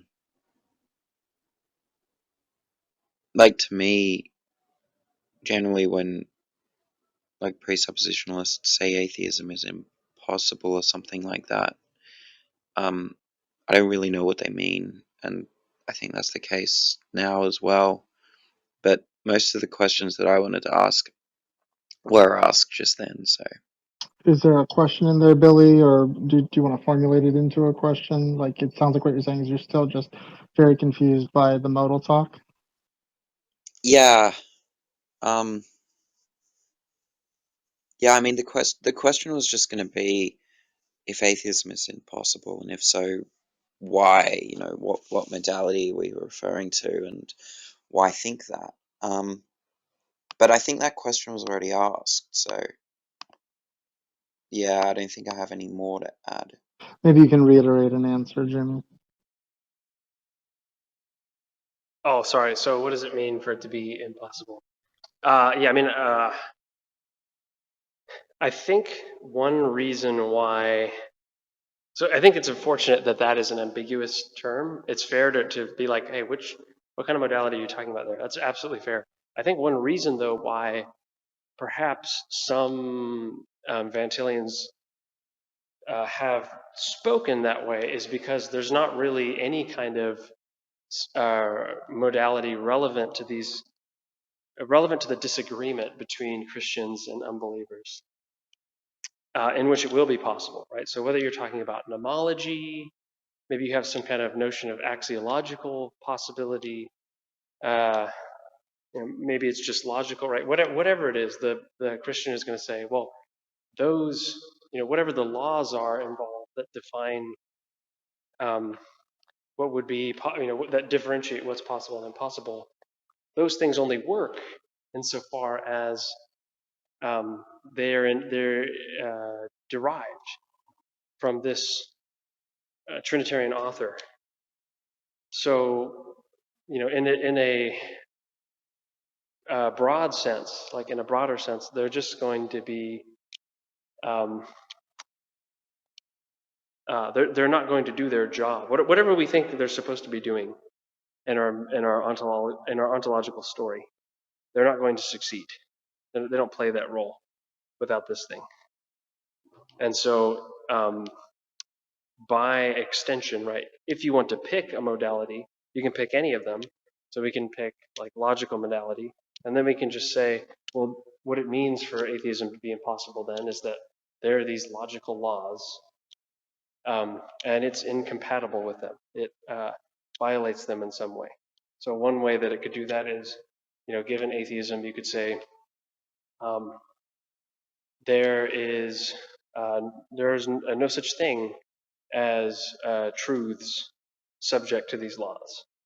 You maybe make the argument that like it's even worse than that they're violated in the sense of a contradiction obtaining, because now it's like, well, they're just laws about something imaginary, like they don't even apply to human thought that's taking place in the world or something like that, right? So there's just various ways to work out what you think is going on with possibility. You can choose logical possibility, but I'm just saying, like, I think the reason why that ambiguous word is used is purposeful. It's to say, like, look, there's none of these concepts of possibility work. I was listening, but I couldn't respond a second ago. But like as a response to the question that Jimmy, this is you. As a response to the question that GI posed, you said the entailment was some inference about whether or not it was reasonable, and then you said essentially the contradiction was atheism. If atheism was the case, then it would be reasonable. It would be both reasonable and not reasonable. So necessarily it's reasonable because it is the case, but then in virtue of, I guess, like skepticism being possible on atheism, it's like, by your definition, also not reasonable. Something like that, right? That's an interesting way to put it. Yeah, if you wanted to use global skepticism as like the crux, then I think something like that. The argument might look something like, if atheism, then knowledge. If atheism, then no knowledge. Conclusion: atheism is self-referentially incoherent, or something like that. And then it would be all about, presumably it would be all about supporting the the second premise. But well, I mean, let's say so. The second premise is if atheism, then like um, uh, if atheism, then global skepticism is irresistible, something like that. Yeah, I think That that's a was the second fair. premise. Okay, cool. Yeah, But I I think don't that's see. synonymous with what I said. Okay, well, but so my issue is like, doesn't that there seems to be like some kind of like context shift going on there? Like, what I'm not sure why it couldn't be the case that every like atheism, like, well, what precludes there being a world full of agents that don't have certainty? I don't get it, because like that, presumably you believe that's kind of like some kind of precept or some kind of like necessary condition for atheism. But I'm not sure any atheist would ever accept that. Oh, Then definitely not. yeah, so Definitely then not. what? And But I then think. what's the Oh, sorry. Go contradiction ahead. then? No, sorry, I'm just saying. But then I'm not sure I understand what the contradiction is then. I think. Well, I don't. I guess I would disagree on what the aimed condition is that's being unfulfilled. So I don't. I'm not an infallibilist. I don't think that knowledge requires some concept of certitude. However, I do think knowledge is going to require some relevant analog of justification. And what I'm going to say is that skeptical scenarios it's not that they undermine um, some kind of certitude probability one. The problem is that they undermine certitude probability over zero, that they remove justification entirely. Okay, but supposing that's the case, like it seems like a kind of a connived contradiction in that sense, then, because if if a necessary condition for atheism, on your view, isn't even accepted by the atheist, then like that could just be you could contrive any contradiction for any position. I could just contrive a contradiction for Christianity. Christians hold to X belief, but then self-referentially, it undermines itself in virtue of X. And the Christian will be like, yeah, but I don't accept the initial belief, nor do I accept the X. And I could just be like, I could just lord it around and say, well, this is my refutation of Christianity. But it would do nothing to actually refute. Well, do you agree that it would do nothing to actually refute the Christian's position? I think there's a kernel of truth to what you're saying. So I agree that the way in which the aim of the argument is not to say what knowledge should be in a vacuum. That's why I don't start these conversations with like some kind of formalization. I think that's useless. Rather, I think it's better to investigate what you agree and disagree about knowledge with an interlocutor, and then see if you can show that the beliefs he's clarified he takes, or if the practices he's tacitly approved of himself, can be shown to be inconsistent given his atheism or something like that, right? So in this case, I think I've picked something pretty darn basic. I don't know what would go. I would be curious to see what goes on for an atheist to say that you can have knowledge without justification, and then give a story that rules out subjectivism, and so just means that I'm knowledgeable when I say that's not possible, right? Just self-undermining. Rules out that, or B, rules out, or excuse me, B, doesn't become trivial, doesn't become just kind of a weird way to talk about justification that isn't really of any significant disagreement with the history of epistemology since the Greeks. You see what I'm saying? Yeah, you're good. I Yeah, just so think you got a call. I heard Greeks. The last thing, relevant epistemology of the Greeks. That was the last thing I heard. Yeah. So to summarize what I just said, right? So I think what you're saying that's true is that a Christian should not project criteria of knowledge that his opponent does not explicitly or tacitly accept. However, I think that something like justificatory weight, something like meeting some demand of distinguishing mere belief from knowledge, is the kind of basic thing that every human being practices, and so it's just not.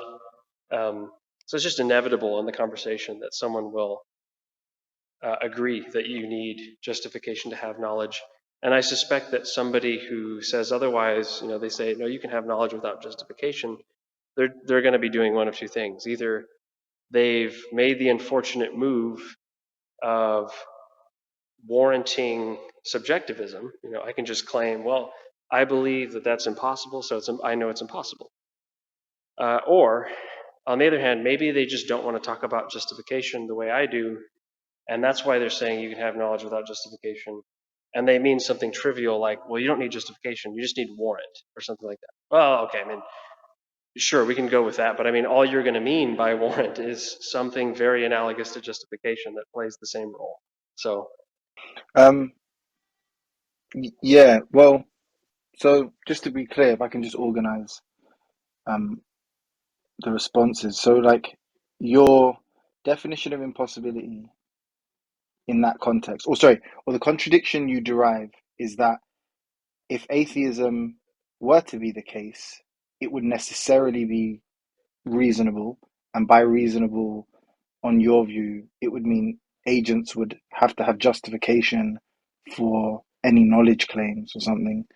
And it's also the case that if atheism were the case, that atheism would necessarily entail global skepticism. Therefore, atheism would be reasonable, both reasonable and not reasonable. So when you say atheism is impossible, that's what you mean. Is that a fair representation of your view?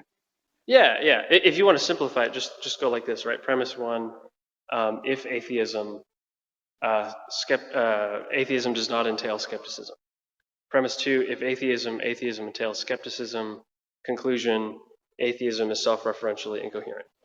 And then the again, controversial term here, but the justification ultimately for that argument, or how that argument goes through, is an inquiry into your opponent's epistemology, and you believe that you can find sort of that inconsistency present within their like conceptual scheme or something,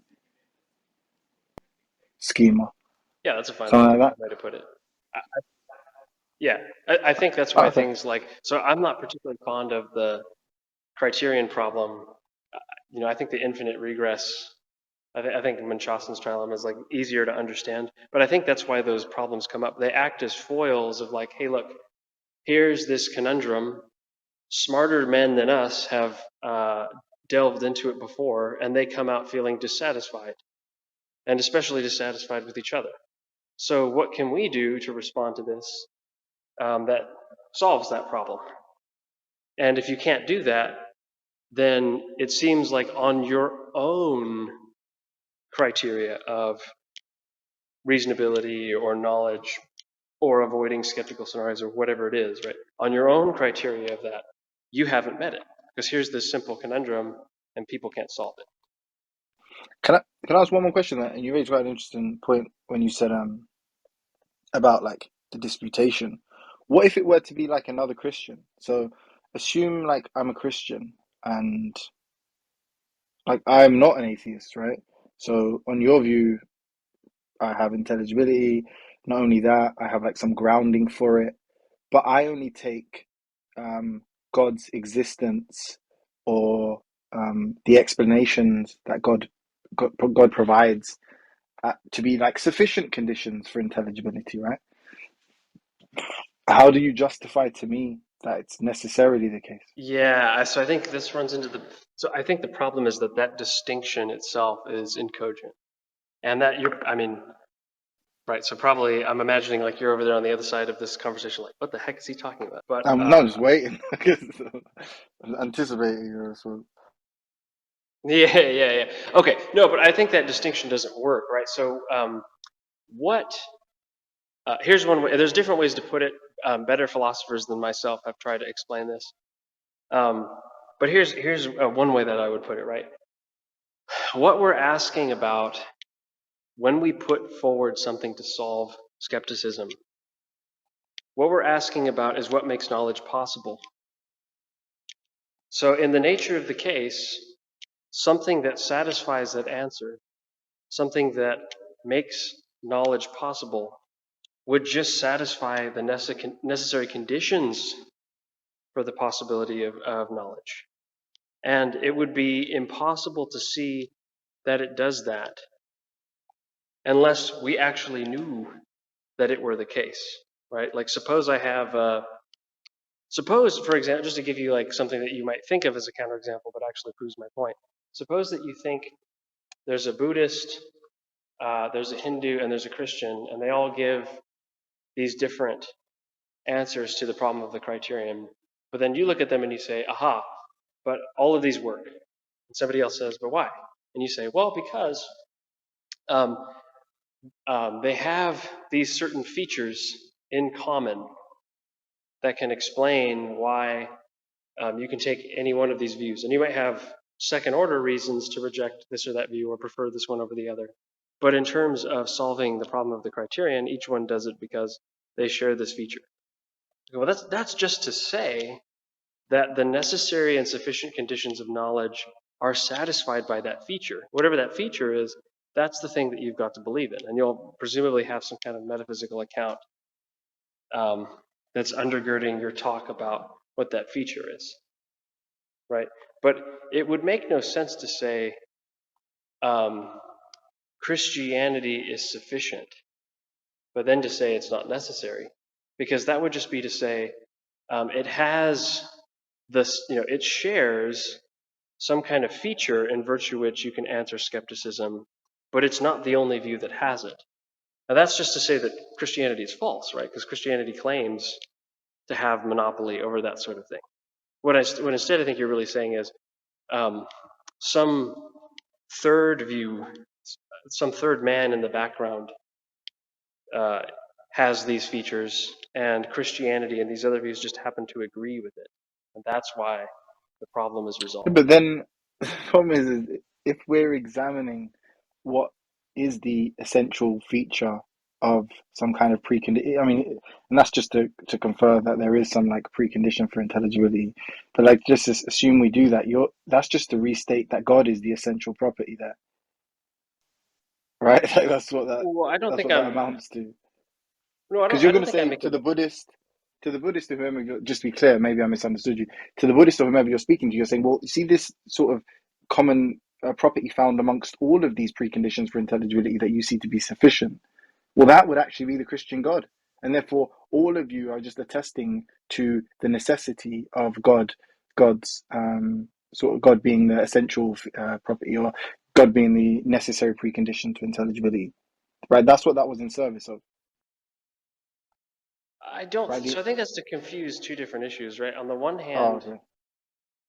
yeah, I'm sorry. So I think on the one hand, you're talking about. So like with the Buddhist, what you're saying is that despite your profligated worldview, the one that you're practicing is not the one that you preach, so to speak, right? So that's what's going on in that conversation with the Buddhist. But what I was describing hypothetically isn't that. It's not you saying, look, you're wearing this worldview like a mask and it hides the one that you're really operating by. It's the Christian worldview, right? That's not what I'm saying. What I'm saying is, in theory, when you go to say that a worldview is sufficient but not necessary, you're basically saying it's false. It wouldn't be sufficient at all because you're saying this is this worldview happens to agree with the worldview in virtue which I have knowledge, and to that extent that it agrees, it's sharing the feature that resolves skepticism or whatever foil it's supposed to resolve or knock down or whatever. But that's the issue there is I'm not describing necessarily Christianity. I'm saying I think that's what the unbeliever wants to I think that's the charitable interpretation of what the unbeliever is saying. He's not really saying Christianity is sufficient. If Christianity were sufficient, that would just necessitate that it's necessary. Because it would, if it's not necessary, that just means it's false, and it can't be sufficient if it's false. How's it going? We've somehow had no questions for you. I think it's a total scandal. But you left for So quite a if you, while. I don't know if you don't want to get into it, and I've only got like room for, like I needed to leave a while ago, but I'm still just kind of prolonging the inevitable. But Arianus, if you wanted to answer a question to me, you said at one point toward the end of the discussion that you think you have no reasons to believe Christianity, but I'd be curious to know what epistemic criteria you use to make the judgment that the Bible is not an item of divine revelation. By epistemic criteria, what do you mean there? Just a theory of What? justification? I don't know if it needs to be that narrow, but it would just be some kind of principle and virtue which you could rule out in reality which items constitute divine communication from God. Well, I mean, it's gonna have to depend on like what's gonna constitute ruling out there. If you're like making a necessary claim that things like divine communication are like derivative from the necessity of God, well, the defeater with that would just be that um, in order for that to work, at least from your view, the Calvinist God would have to be logically necessary, but since he isn't logically necessary, therefore I can conclude that your view isn't true. I mean, and if your view isn't true, then it's just going to follow from that those items like divine communication aren't going to be true either, right? That would be one argument. Yeah, I think I mean something simpler than that, right? So I'm not referring to God's necessity or anything. I'm saying, okay, look, there's this person, Darth Arianus. He reads, some gospel. He opens up the Gospel of John and starts reading. And you claim that you have no reason to believe in Christianity. So an entailment of that is that your experience of reading the scriptures does not constitute acquirement of reasons to believe what they teach, the propositions that are expressed therein. And so I'm asking, well, how did you come to that? When you're reading this book, how are you able to reach the judgment call that it's not in fact divinely inspired? How did I arrive at that? Well, I mean, it has to do with like other theoretical commitments I have to atheistic views. Like, what do you want me to say? Like, if you argue that there's this necessary being, that one of the preconditions of which is that it establishes intelligibility, and I'm able to show that it isn't necessary that that being furnishes all intelligibility, then it would just follow from that my atheism is true. But It just seems like somebody.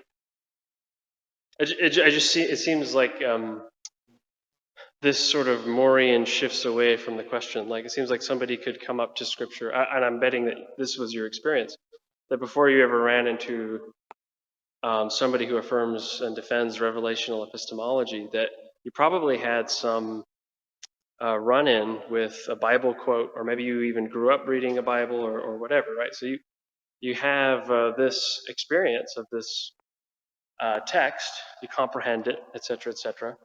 And it seems to me like before you even know anything about positing God as a necessary condition of knowledge, you would have made the judgment call whether or not this is divinely inspired. It seems like whatever criterion you would have to reach that judgment would be independent of reckoning with this particular. yeah, you can claim that, but like, look, it's just That would be the criteria. You're asking me what would be the criteria under my system as to how I would be able to rule it out. And I said, well, if it's ingrained into the sense of God that we're referring to, that it is necessary, then if I were to be able to show that it isn't necessary, that would refute your God. It's very simple. All this other stuff about, well, how do I meet your like standards of justification, or how am I justified? I mean, fine, we could get into that. The more interesting discussion is how I would show that your view ontologically isn't the case. That's a more interesting discussion. I disagree. I think it's worth investigating this claim, right? So it seems to me like, hey, a strength of my position is that before a child can make an argument, he has the ability to interpret the horizon of his experience in terms of divine predestination, in terms of God's providence. So he can look around and he can see the handiwork of God and everything.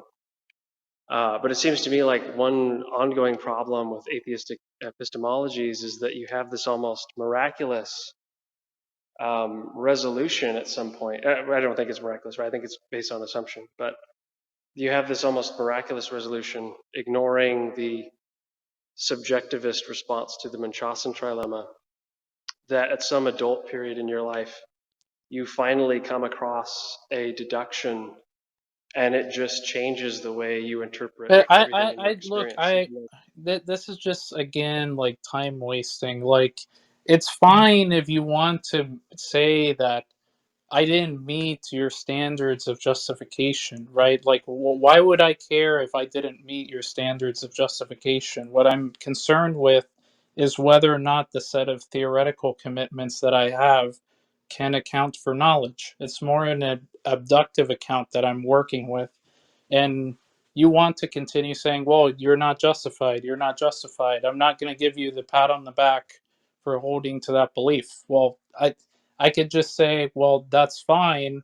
We can investigate like why you're coming in with this normative disagreement with my beliefs, but at the end of the day, it's the theoretical commitments that I'm sticking with, and I think that those not only show that your view is somehow not necessary for intelligibility, it also shows that it's false. I mean, it's just this game on Clubhouse to just go around asking people, okay, what justifies X? What's the reason that I should believe in X? That game, anyone can play that game. That's not interesting to me at all. In fact, it's much more relevant to just talk about how God furnishes all these other categories that you want to claim he does, like modality, epistemology, intelligibility, etc. Right? That should ultimately come first. Then we could play this little game as to how I would be justified or not. No, not really, because what he's trying to do is show you that you're basically claiming that you won't receive any new revelation that sits outside of your existential realities. So it would be a moot point to talk about those other Look, things why that you just would I described. care? If you see Why would I everything care about that? if you see everything through Obviously, the you think lens, the view. Look, my obviously, you goodness. think the view is impossible, right? You think that atheism is impossible, You just admitted to and reading the whatever set script. of You just admitted to reading the scriptures through your and whatever. presuppositional Look, lens. So oh you're my God. basically saying So, that no matter oh my what, God. if it doesn't align with your existential Truthy. realities, I'm not gonna deal with this. Truthy, if you're gonna let him overtalk me, I'm Bro, just gonna leave. Arianus, you interrupted. Sorry, I was away from my controls Uh, here. Who uh, was that? it was I me. look, don't, you gotta. some This is blithering idiot Oh, there. okay. yeah. This is like a recurring problem, dude. You can't expect other people not to interrupt you if you interrupt them, man. That when did I interrupt him? I was just My making a first simple. You statement, just that's did. when you If did. he thinks that atheism, look, whatever set of reasons that I'm going to provide to you is already in conflict with the set of claims that you're making under your theory. So if I'm going to claim that atheism is possible and I show some sort of entailment that it is, right, you're still not going to be satisfied with that. So, like, why should I continue playing this epistemic game with you? I don't get it. It's not Okay, interesting. We saw this with I Jimmy gotta, as I gotta. well. I mean, over and over again, the points were unaddressed. So it comes to a point where, okay, fine, he's not satisfied with the answers that I'm giving him. It's time to move on. Yeah. So to maybe clarify what Jeremy is saying a little bit, and you can interrupt me if you think I'm falsely misrepresenting you, and I should take off after this. The significance here is that I think I think it is a tragic paradigm of modern culture that people stow themselves away in ivory towers, and then pretend to stand on a dais before a pulpit and tell other people what's interesting in a conversation or how we should go about arguing things. Like, well, the issue with that is that the position of ethos, minimally, just to say nothing about the epistemological basis for trusting a person with those kinds of opinions. The basis of ethos is greatly reduced when a person stows themselves away in an ivory tower and says the effect of, I don't really care about the psychology of children. I don't really care about human consciousness and how people understand these things. I'm not doing this for reasons of the betterment of mankind. You know, I'm just here to philosophically masturbate myself. And that's fine. You can do that. But I just think it goes to show, like, hey, most reasonable people in society, those who are going to live on, are going to recognize that for what it is, no argument needed. And so the significance of what Jeremy is saying there is like, look, I'm pointing out a level of hypocrisy here. You don't get it, or you don't care, which is worse. But I can't make you care about your hypocrisy. But I'm pointing out a level of hypocrisy here in the hopes that, hey, maybe at some point you'll see that you're not being consistent with your own demands minimally, but you're also just throwing away the value of caring about human rationality and the knowledge level of humankind in general. And I think most people see that for what it is, which is pretty shitty. But that's up to you, man. Whatever you think. You can continue to make postulations about how conversations should be made on a pedestal of, well, assumptions. All right, you guys. Thanks a lot for watching this. It was interesting. I'm gonna close the room.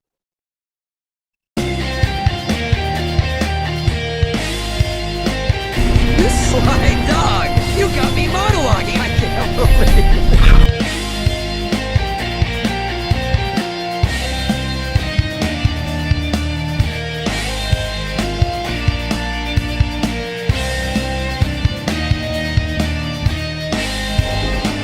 Everything is proceeding as I have foreseen.